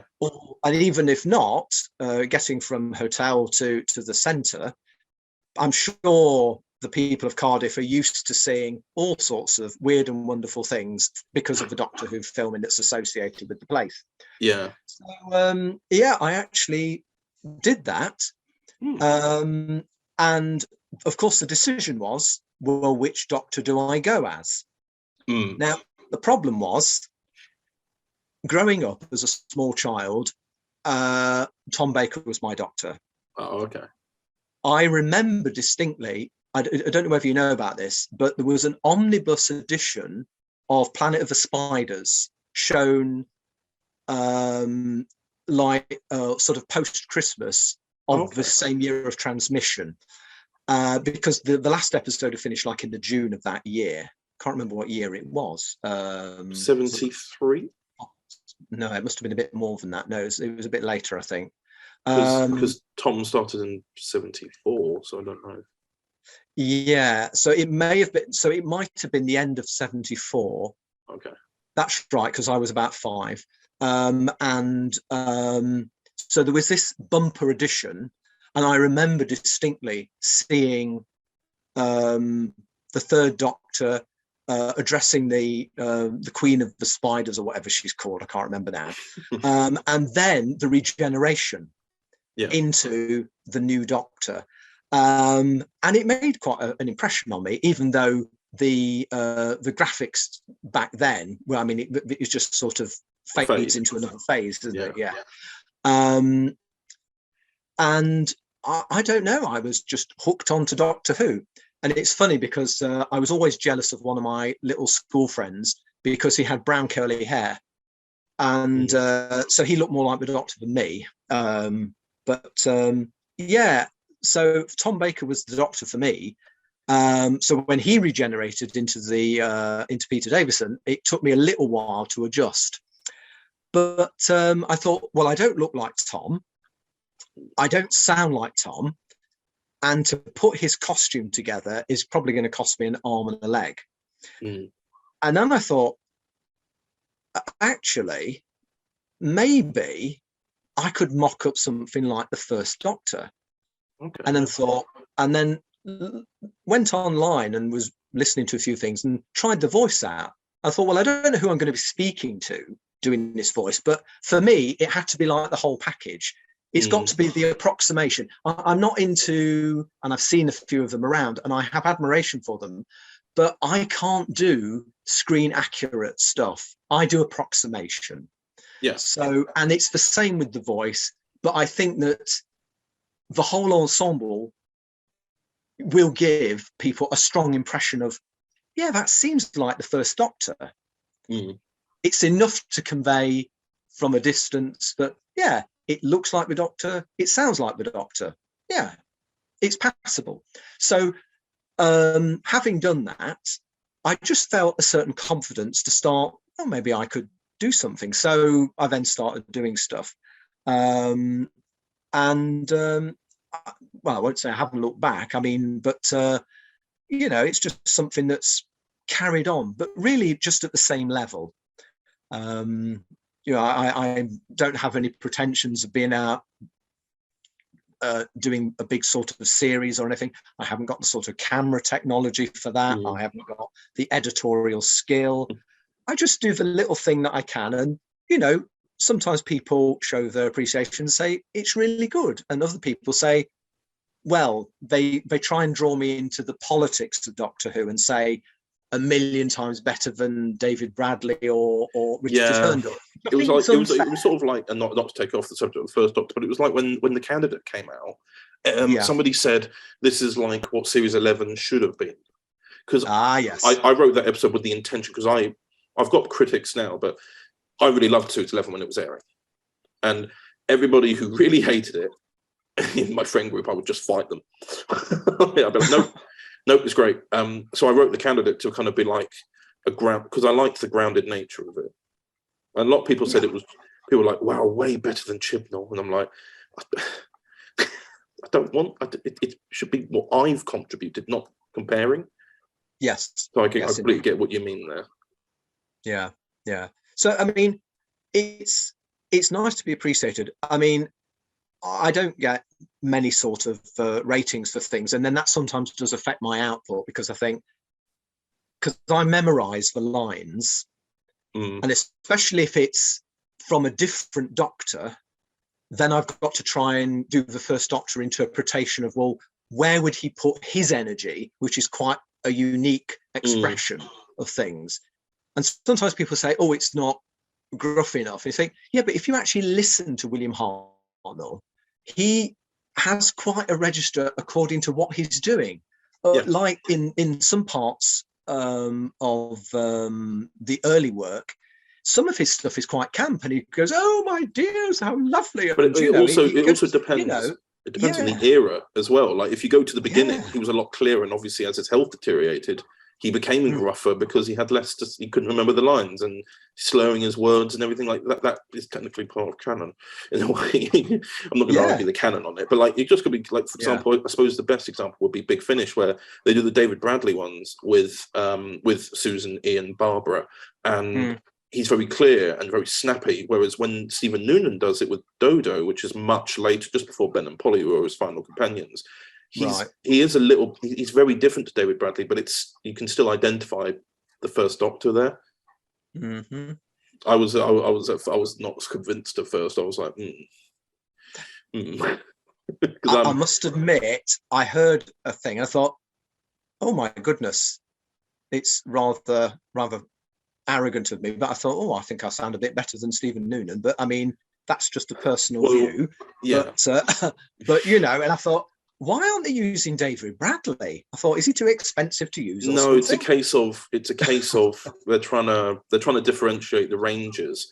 So you've got the early adventures with Peter Purves doing the First Doctor there. Then you've got what you might call I call it kind of like 50th related stuff, like with David Bradley and everything. But they've just not been free because of COVID, and obviously, they've just that's why it's been so long. And stuff only got released in the years of COVID because they pre-recorded 2 volumes years in advance. But from what I've heard in the Big Finish podcast, they are still they are in the middle of producing a David Bradley one, but they're just doing different setups for different eras to meet preferences. So because they got an impressionist to do Dodo, they wanted to keep David Bradley with Susan and Ian and Barbara, and then have the Dodo ones. Which I think it's great that they're doing the Dodo stories, because she barely, she didn't really have her, that she just walked off in War Machines. She just walked off and went, "Oh, Dodo says thank you very much," and she's left. It's like, okay. I know, it's just. I mean, you haven't looked at the Doctor Who wiki for what happens to her, have you? I am vaguely aware that all sorts of weird things have been suggested. Yeah, and it's just awful. Yeah, let's draw a veil over that, maybe. Yeah, I'm just like, that's not my that's not hashtag not my canon. No, exactly. Yeah, but I must say, in terms of Big Finish, I'm very much taken with the impression, or the whatever you would call it, the rendition of the Young War Doctor by Jonathan Carley. I really do like that. I'm not sure about the Volume 3 stories. That was a bit strange at first, and then I thought, I thought, now interesting. I sort of warmed to it, but I think it was the first story, which then I realised it was something to do with sort of psychological warfare, and they were sort of seeing like mind parasites or something. I thought, actually, it was a version of the War Doctor if he'd never been in the war, wasn't it? Yeah. Which so I love doing those. I love doing what ifs. As you can probably tell from the Divergent stuff I'm going to be making. Yes. I love exploring alternate stories. Like, I suppose I've already kind of mentioned this, and you probably know I've mentioned this in the podcast, but I've told people very openly that obviously we've made the first volume of First Doctor Adventures together. But I have basically, like, because I showed a couple of people, because I finished editing them in December last year, because they are the longest audio dramas we've ever made. Oh my goodness! And they come out sorry in to one. have done that to you. They come out all in one day, and they're an hour each. Do they? Yeah, they're an hour each. Oh, really? Oh my goodness! Is it really that long? Goodness me! But as I at the said same to you time, it works. Sorry? At the same time, it works because the Doctor does certainly like taking his time with his words and being very precise with them. So I thought, well, no, this works. And in fairness, like when I read the stories, I was just like, yeah, this is the first Doctor. That's why I read them and just went record. I just went straight into it. But obviously, like when I have to look at the page count and consider how long it will take me, because depending on the content, I can maybe edit 20 to 30 pages a day. Right, really? Wow. Yeah, because obviously that's why I have the setup and the editing software that I do, so that means I'm not searching for too long. Mm-hmm. Makes sense. And oh yeah, and also just carrying with your story, how did it go when you went to the 50th stuff in Cardiff? Yeah, it was great. There's a sense in which there isn't almost time to sort of really think about it as it's all happening. You know, there's that like immersive section that you go into, and I ended up having to pick a crystal out of something. I'm not sure, they involved me in something anyway. So that was quite nice, and just being in that mock-up of the First Doctor's console room was lovely. I chatted to a couple of Whovians, or however people like to self-designate themselves. So that was nice. I just thought, well, why not? I've seen a lot of fan fiction over the last few years, or fan films, and I've enjoyed it. And I thought, well, I don't know whether I thought anybody would look at my stuff or not, to be honest. But it's odd because when I found you, I didn't find you through your Facebook page or anything like that. I found you, I think it was ages ago now. I can't remember. Like, was it 2018 or something? I think was it Federation War? Was it Transcendence? There was, remember, I think it might have been Transcendence. It was the big one. It was the big, like, Doctor Who Resurrection Series 4 special with every Doctor in as much as possible. Yes. And there was a cameo. And I found you through a fan film that was posted online. I met them at Cardiff, and it was we did a little thing, and then we thought we would do another little section of filming to finish off a story, because we thought, oh, well, we could do this. They did very kindly produce a little intro, which is still on my thing. But I mean, the First Doctor is my favourite Doctor. I think it's always kind of like the first Doctors that you have in your life that are your favourite. Like, I've got a soft spot for the 9th Doctor, so when they came to Big Finish, I was just so happy. Yes, indeed. I decided to do a marathon of Doctor Who, and I still haven't finished it. It's been about 7 years. I started it ages ago, but just time. I actually got to the episode before Planet of the Spiders, ironically, and then I just ran out. And then I was at uni at the time, and things just ran out of time and everything. Deadlines and all that, and then you just fall out of pattern with watching. But when I watched the whole Hartnell era, even though there was stuff missing and everything, I love the kind of noir feel it had. Like when you look at the Daleks in black and white, you've only got the way it was shot. Obviously, I know a lot of people have kind of tried to give that era a bad name because of, well, I disagree with how he's portrayed in Twice Upon a Time. Because it's given that impression that it was always like that. In fact, they've just released, when they announced the Series 2 Celebration box set, a lot of people were like, why are we giving this horrible person airtime? I'm like, you don't talk about Hartnell that way.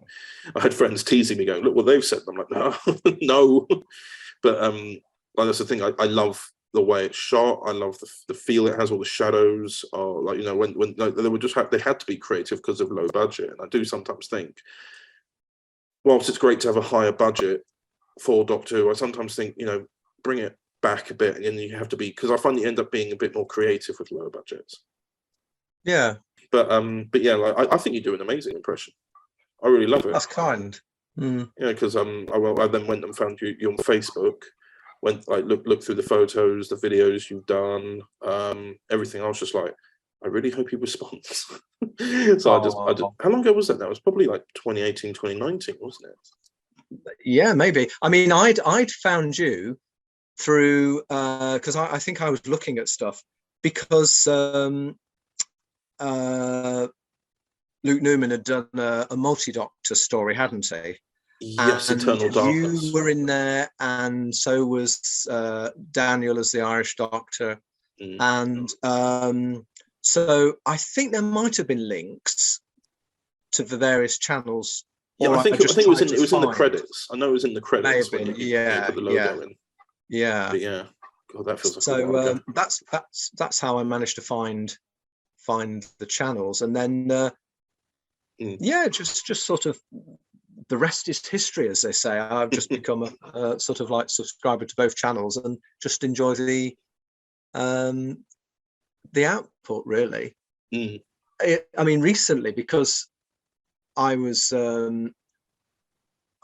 what was I looking for? I was trying to look for, because you've got several channels on the go, haven't you? Because you've got I've got the Red Matter Productions, my monthly vlog one.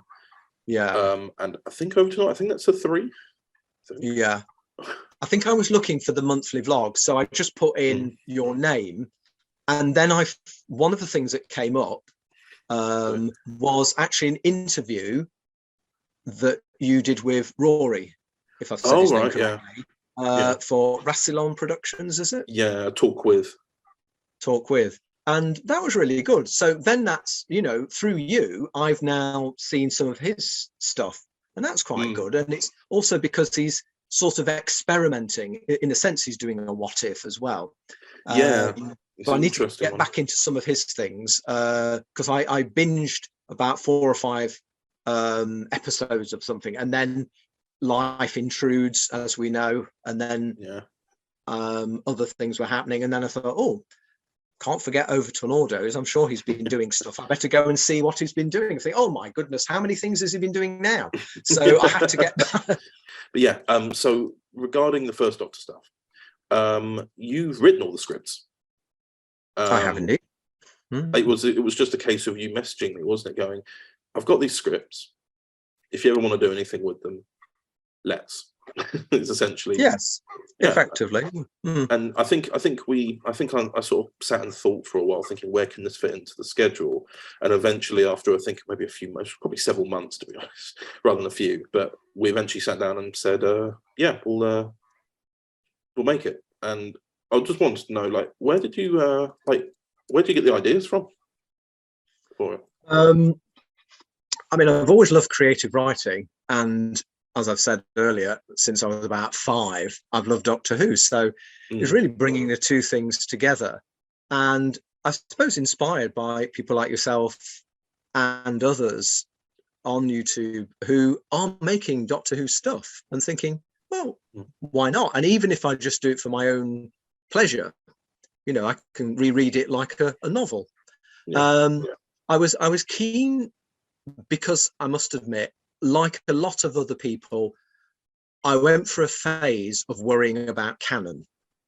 Oh, right. And I still do have a little bit of thing about canon, but I tell you what really helped me break through that barrier was I was in Forbidden Planet in London, and I was just looking at all the stuff that they got there. This was quite a number of years ago now.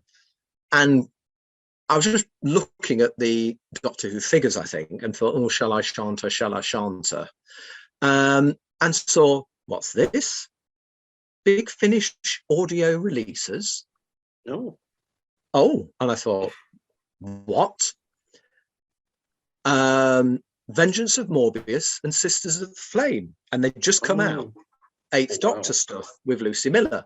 And I thought, hang about. Who's this Lucy Miller? She's not part of Doctor Who, but it does have Paul McGann as the Doctor, and they are bringing Morbius into it, and he is a canonical character, as are the Sisters of the Flame, the Sisterhood of Khan. Okay, so the way I work now with things is if there's enough canonical elements I'm willing to go with non-canonical elements in terms of like a balancing act. So from that time onwards, I mean, I can't even show you because they're in a cabinet around the corner, but I just started getting all the Eighth Doctor stuff because he's my second favorite Doctor, really, I would say. And I started trying by hook or by crook through the internet and other places to fill in all the stuff that went right back to Storm Warning. Oh, wow. And I think I've got everything now. Oh, that's good. So I'm pleased about that, even though when the Doctor went into that weird sort of other universe, I wasn't as keen on that section. But, you know, he meets Kerry's there, and Kerry's was quite a good character, I think. But anyway, that then made me look at other characters, other Doctors. And so, you know, I've got piles of stuff now that I've got to work through. And in fact, what came this morning, Eric Roberts as the Master, Nemesis Express with Salvatore. Oh yeah, I've got that the other day. I've ended up with such a backlog now. I really have. I try because I mean I don't think you would have seen this because I have now started putting my Instagram posts linking into Facebook, and I did that mainly because I thought of you. I thought I post so much to Instagram because obviously there's the visual element there, and I thought I don't know if Michael knows what's coming out next week because I announce it on Instagram. No, I don't tend to know. So with that, I sometimes have to juggle. What am I going to listen to in the evening? Am I going to listen to Big Finish, or I'm going to listen to Overton Audios? So no, it is the choice between the two, really. But so anyway, I thought, getting back to the first Doctor, as long as I can maintain sufficient number of canonical elements in the story, it will have the authentic feel. And therefore, the Doctor can do all sorts of little adventures, which may not satisfy everybody because they say, oh, but where does that fit in? Yeah. Now, I don't know how much we can say, but all I would like to say is I think we've done quite a good job because obviously you're the series editor. So, I mean, this has passed through your hands. So, you know, it is a collaborative effort. So we've created something now which sits quite well within the very early days of the Doctor in Coal Hill and Shoreditch. Yeah, things. Just for reference, the cover will have been announced on the 30th of October, which is 3 or 4 days ago, as of when this will come out. So yeah, people will know what it is. People will see he's wearing a vortex manipulator. Oh, will they? And the trailer, the trailer will play before this section anyway. Right, okay. It gives us some surface level things like, you know, you've got a vortex manipulator on. Yeah, because I thought once the TARDIS lands, we've got a problem. Either it adopts immediately the shape of the London police box, or it doesn't.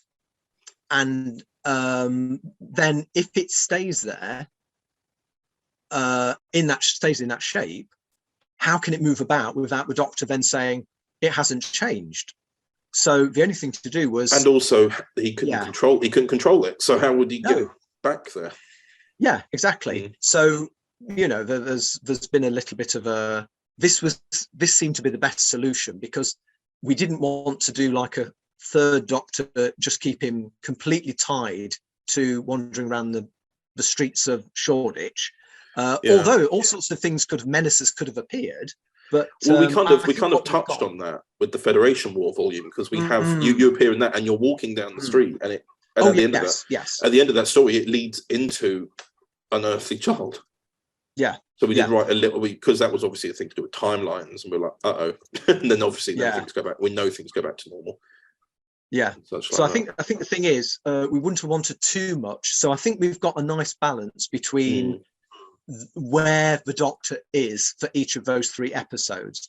What was a great boon was in the original scripts, Susan didn't really feature much, and I went through all the online stuff that I could find where Susan was speaking to try and get phrases and words which we could then incorporate, and we would just sort of I don't know what you call it, but you would sample or steal it, I don't know, from the internet, and then just integrate them into the recording so that it seemed like Susan was there. And then you said, well, no, I might actually be able to get a voice artist to do this.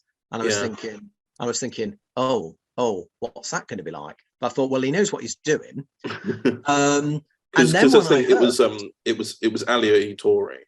And she played older Susan from like the Time War box sets from Susan's War. And I thought, can you do a bit of a younger version? She said, I've never attempted it before. So she sent me a voice message.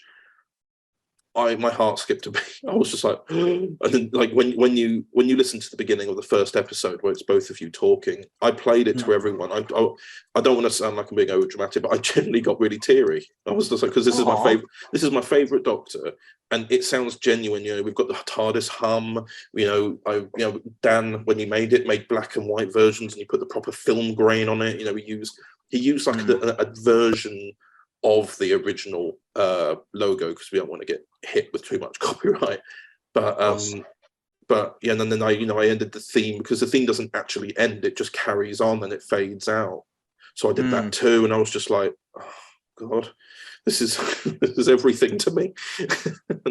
well, when you sent me the audio file and I heard her, I thought, oh my goodness, I better up my game. Her Susan is better than my first Doctor. I thought you were both great. Oh, that's very kind of you to say. But I thought, oh my goodness. So, I just can't believe it's happening from a certain point of view. I mean, obviously it is happening. But just overjoyed about it. So one thing I wanted to ask before we finish this segment. Tell me about your Doctor. I can never say his name. I'm so sorry. I've heard you say it a couple of times, but I'm always like Redivivus. Redivivus. Reborn. It means reborn in Latin. Oh, okay. Redivivus.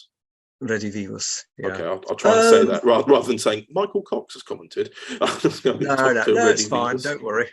Yeah. Don't worry. As in ready, steady, go, I suppose. Yeah. And then V, as in letter V, and then us. Well, basically. Sorry, that's ready, V, Vus. That's it. Yeah, well done. I'll just keep it. I'll keep it with me at all times.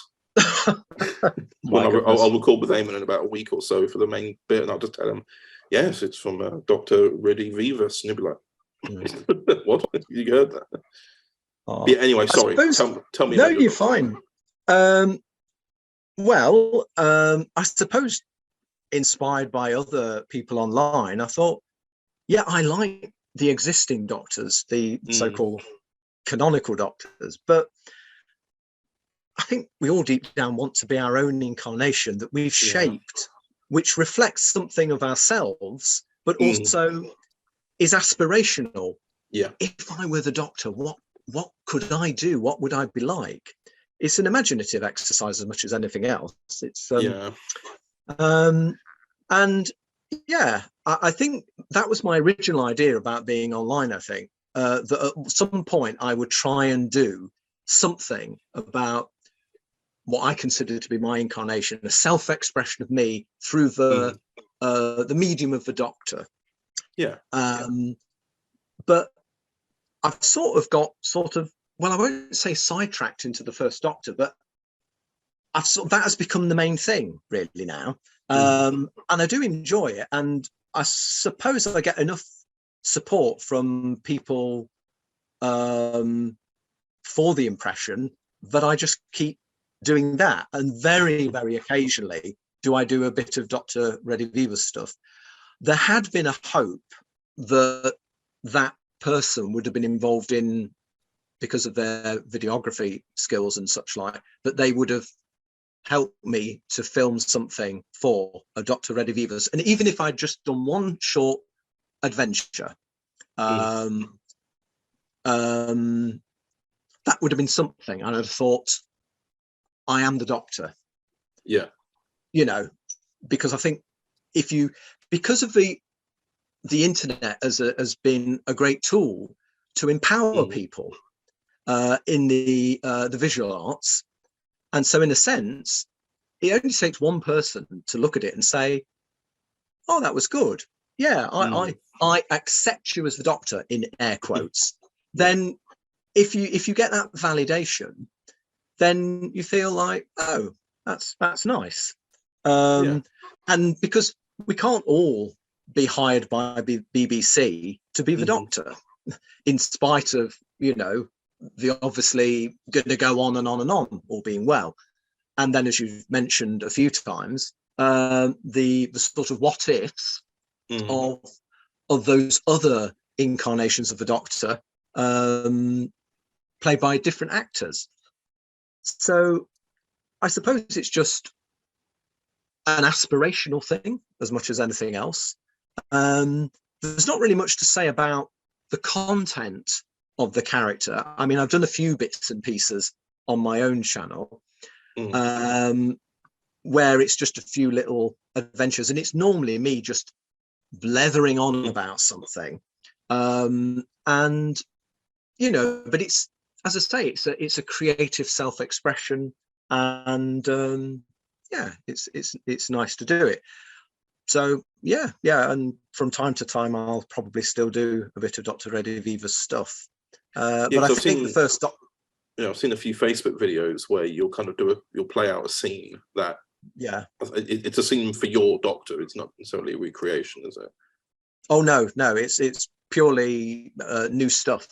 And at one point I did have, because they are on my YouTube channel, I posted to Facebook to try and attract a little bit of attention, I suppose, just to get more people to look at things. Do I sound needy? I hope not.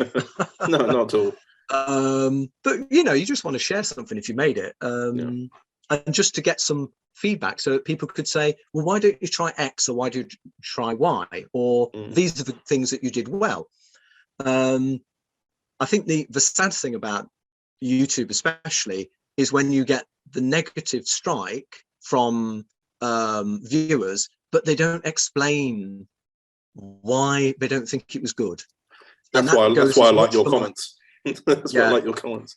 Yeah, because if I've got something slightly negative to say, like, well, I mean, I think there was a mix up with ranks on one occasion, and I was literally about to really upset about. Well, not upset about doing it. I really thought, oh dear, it's going to think I'm just being such a nitpicker. No, not at all. But it's because I think the quality of the work is so high that you know, you want to make sure that every I is dotted and every T crossed. So I thought, you know, I thought, well, then, it's like unsolicited advice, but I mean, I thought, well, maybe it'll be, you know, anyway. Well, no, it's like when I read it out, I read out every sort of comment on the podcast, because I don't ever want to do something where I ignore a comment because I don't like it. I want to be open and say, yeah, somebody said some criticism, and I'll respond to it. You know, I'm not going to be aggressive. I don't think it's healthy. Oh no, you never are. You're very gracious. In all fairness, I've since then I've got it. I've always looked up ranks ever since. I'm like, I was literally genuinely like, I thought, well, I know it comes from I always know it comes from a place of care, because you taking the time to write those comments in the first place. Yeah, I know that it's something that, you know, you wouldn't waste your time doing it if it didn't matter to you, you know. So I never take it personally. I do always feel like, and take like, I'm not being serious really, but there was a slight part of me that kind of goes, oh, Michael didn't like it. Oh, it was like I mean, in spite of everything, I still have that idea in the back of my mind that eventually I'd be able to do something with a little bit more of a professional look to it for Dr. Rediviva, because that is my Doctor. That's much more me. Whereas the Hartnell Doctor, I'm trying to recreate the first Doctor. That's why, in a sense, it's Dr. Rediviva's. It's the first Doctor reborn, because sadly, William Hartnell is dead and no longer with us and can't reprise his role. And in a sense, okay, David Bradley has done a great job, and you know, I loved him in an adventure in space and time. God, I remember watching that, and I was honestly, it was the first. I know it sounds silly, but it was the first program I genuinely cried at, like the fireplace scene. Like, he loved the role so much. Well, thank you very much, Michael, for making yourself free. No, thank you, Connor. After a very busy day, I'm almost like I'm almost channeling the First Doctor with his Billy's fluffs and things. Yeah, how dare you, young man? How dare you? Oh God, this is going to make me blush. Oh dear. Well, and I shall return us back to the. I'll have to get rid of it. Yeah, there we go. I will turn us back to myself and Eamon in the future. Welcome back. Again, God, this podcast it's absolutely filled with content, isn't it, Eamon? It is. God. You get annoyed if I talk too much, and now you're getting annoyed that I don't talk. You got to decide. You got to pick a lane, Connor. It's a big podcast. It's a big one. One thing that you mentioned actually whilst we're having a little break between segments is that we didn't even talk about the Regeneration. We didn't. No. No. What do you think of the Regeneration? I will say this controversially. Until obviously I can't really comment until I've seen the full 60th. I am at the moment not quite happy about the fact that it went from Jodie to Tennant. I would have loved to have seen Jodie go into Shooty. I would have loved to have seen that continuation, because obviously I know that we've known for quite a few months now that Tennant was coming back.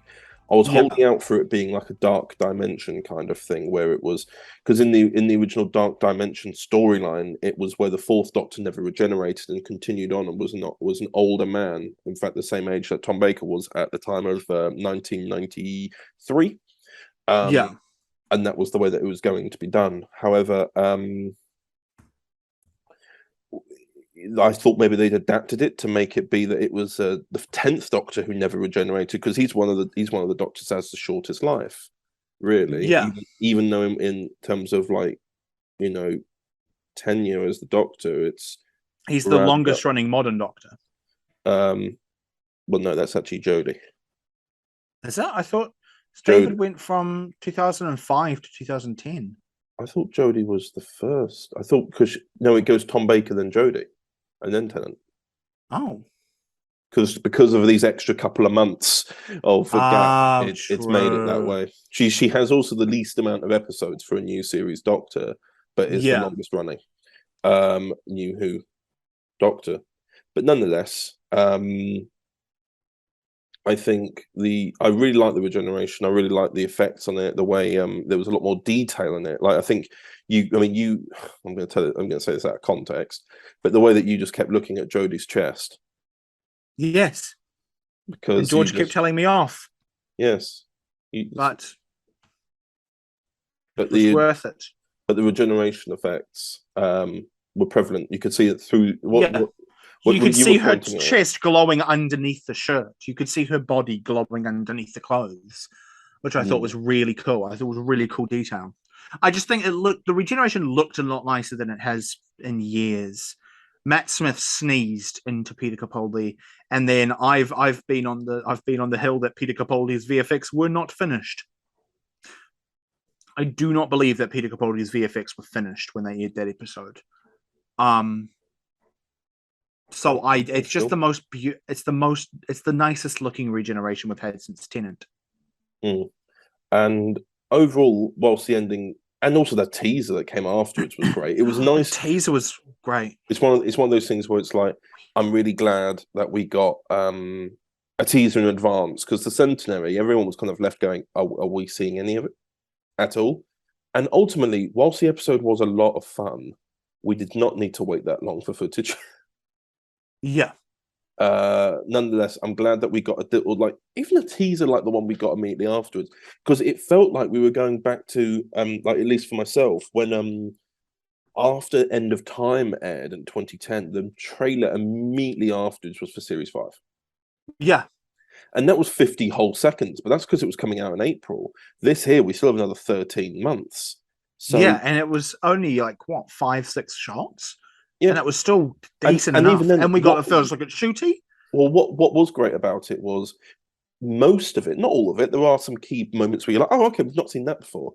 But there were some moments where we recognised it from the behind-the-scenes filming that they've been doing. Yeah, And that car Camden exploding or and Bristol. flipping on top of the other car. We've seen the filming of that. Yeah, and for me, I'm like, that's great, and I think a lot of people were like, yeah, but we've seen this before. It's like, yeah, no, you didn't. No, you saw it from the perspective of someone filming on their iPhone.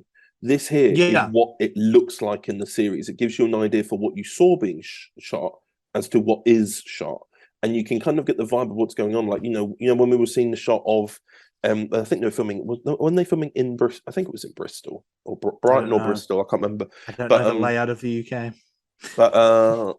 But they were filming like I remember seeing that sequence where it has Hans stood there and he does a slow look around and it's like trying to figure out what's going on around the chaos.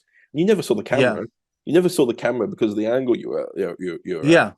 And now we get to see that shot and have some context for what's going on, etc. And I really, really like Neil that. Patrick Harris. Yeah, I love Neil Patrick Harris. I'm really looking forward to seeing what comes next. But I'm hoping that they do something in a way that we can see Jodie go into Shooty, because I really want to see that progression. I also like seeing Tan again, and it's a nice surprise. I don't know, part of me just goes, it feels, even though it's one of those conflicting things where I like it, but I would have liked to have seen the new Doctor have appeared from the current one, rather than us jumping back to a previous actor and then forwards. Obviously, I was hopeful it would be a Dark Dimension type thing, but and whilst it is exciting to see what it's all about and what it could be all about, I loved the idea of it going from Jodie to Shooty, and I got maybe I got too attached to it, but my feeling is I still want that to happen. Yeah, no, and I get that. But nonetheless, what were your views on her last line? I was watching that sequence thinking, oh, which one's going to be her last line? Because she went through so many. I was like, oh dear, oh. And then when she walked out the TARDIS and went the blossomiest of blossoms, I was like, that cannot be her last line. I was like, I don't even know if I heard that correctly. Yeah, but I personally feel that I feel like her last line was good because you had it felt like she was feeling genuine excitement for what comes next. She'd like for example with Eccleston was solemn. With Tennant, he didn't want to go, and with Smith, he was happy to live on. He was accepting of it. He knew it had to happen. He was accepting of it. Exactly, and then you had Capaldi. Capaldi was just like, he doesn't know how long he can keep doing this. And then Jodie, Jodie's been full of wonder throughout the whole of her era. It wouldn't have made sense for her to go, oh no, I'm not sure now. I don't know. Another me goes off and I die. Like for her, her entire era, or her that particular life of the Doctors has been filled with twists and turns and not discovering who's who. Like not of trying to discover who she is or was. Yeah. And now she can kind of be like, I know who I am, and I need to move forward. And then she's just gone, like, her last time being tag you're it is a nice thing. I think it was a wonderful, it captured her kind of childish presence really well. Especially, I'm going to mention again, I did a huge Jodie rewatch. For about 2 weeks, I've been rewatching every Jodie episode. And she's very childish. She's almost like, the Capaldi was so solemn and so kind of broken and kind of down and everything, that she was kind of born with this new lease of life, meaning that she's kind of a newborn. Yeah. So she's very just excited all the time, and she's all, oh, should we go play Twister? And she's always just kind of, and even the way she interacts with people, like in Resolution, when you meet Ryan's dad, and she just goes, you weren't at the funeral, and just walks off. Very childish actions. I think Tag You're It was just a great way to capture her childish presence. a kind of Well, child. if you think about the way that, you think about the way children are anyway, that don't have a filter. Yeah. And she's just gone, you weren't at the funeral. You let him down. Anyway, bye. Yeah. Like, oh, all right. But like, yeah, I think it was a perfect send off to her. I think it's my favorite regeneration of the new series. And that might be because I've just seen it, but it's just the music, the VFX looked really well done. The fact it was just beautifully shot, VFX shot of her on the cliff. The fact it wasn't blowing up the TARDIS for like the 17th time. Yeah. I did make a joke that David. I did make a joke that David right after it cuts from him saying what is going to turn around and just push the TARDIS off the cliff, just to keep with the fact that it just gets damaged every time they regenerate. But it was just I think it was a perfect ending, and I think even if the episode itself was flawed and had some glaring issues that I was like, you could have improved on that, and I wasn't keen on the fact that you guys didn't even touch on that. At least the last, I've rewatched the scenes from her getting struck by the laser onwards about 10-15 times now, because I think from that point onwards it's a perfect ending. Yeah. So, having had that discussion, do you think it's an appropriate time to say farewell to everyone? I think so. I think this has gone on long enough.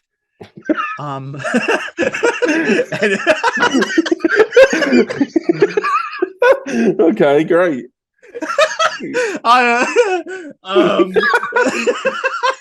Not in like a bad way, but like, there are 3 segments in this, and then like you said during one of our downtimes, I ramble. So I think this is going to be about 24 hours worth of podcast. So yes, I think we should let everyone get back to their lives now. Oh, good. Well, once again, thank you to all of the Overton Audios patrons, which are once again Anya Coyle, Peter Scott, TT Productions, Chelsea Lagan, Matthew Tyrrell, otherwise known as Delta Effects, and Joe Eddings. Oh, very cool. Go all of you. Thank you for giving Connor money. It's not. Oh God. No, that's a weird way to phrase it. Technically, is what's happening, but like it's a weird way to phrase it. It is a very weird way to phrase it.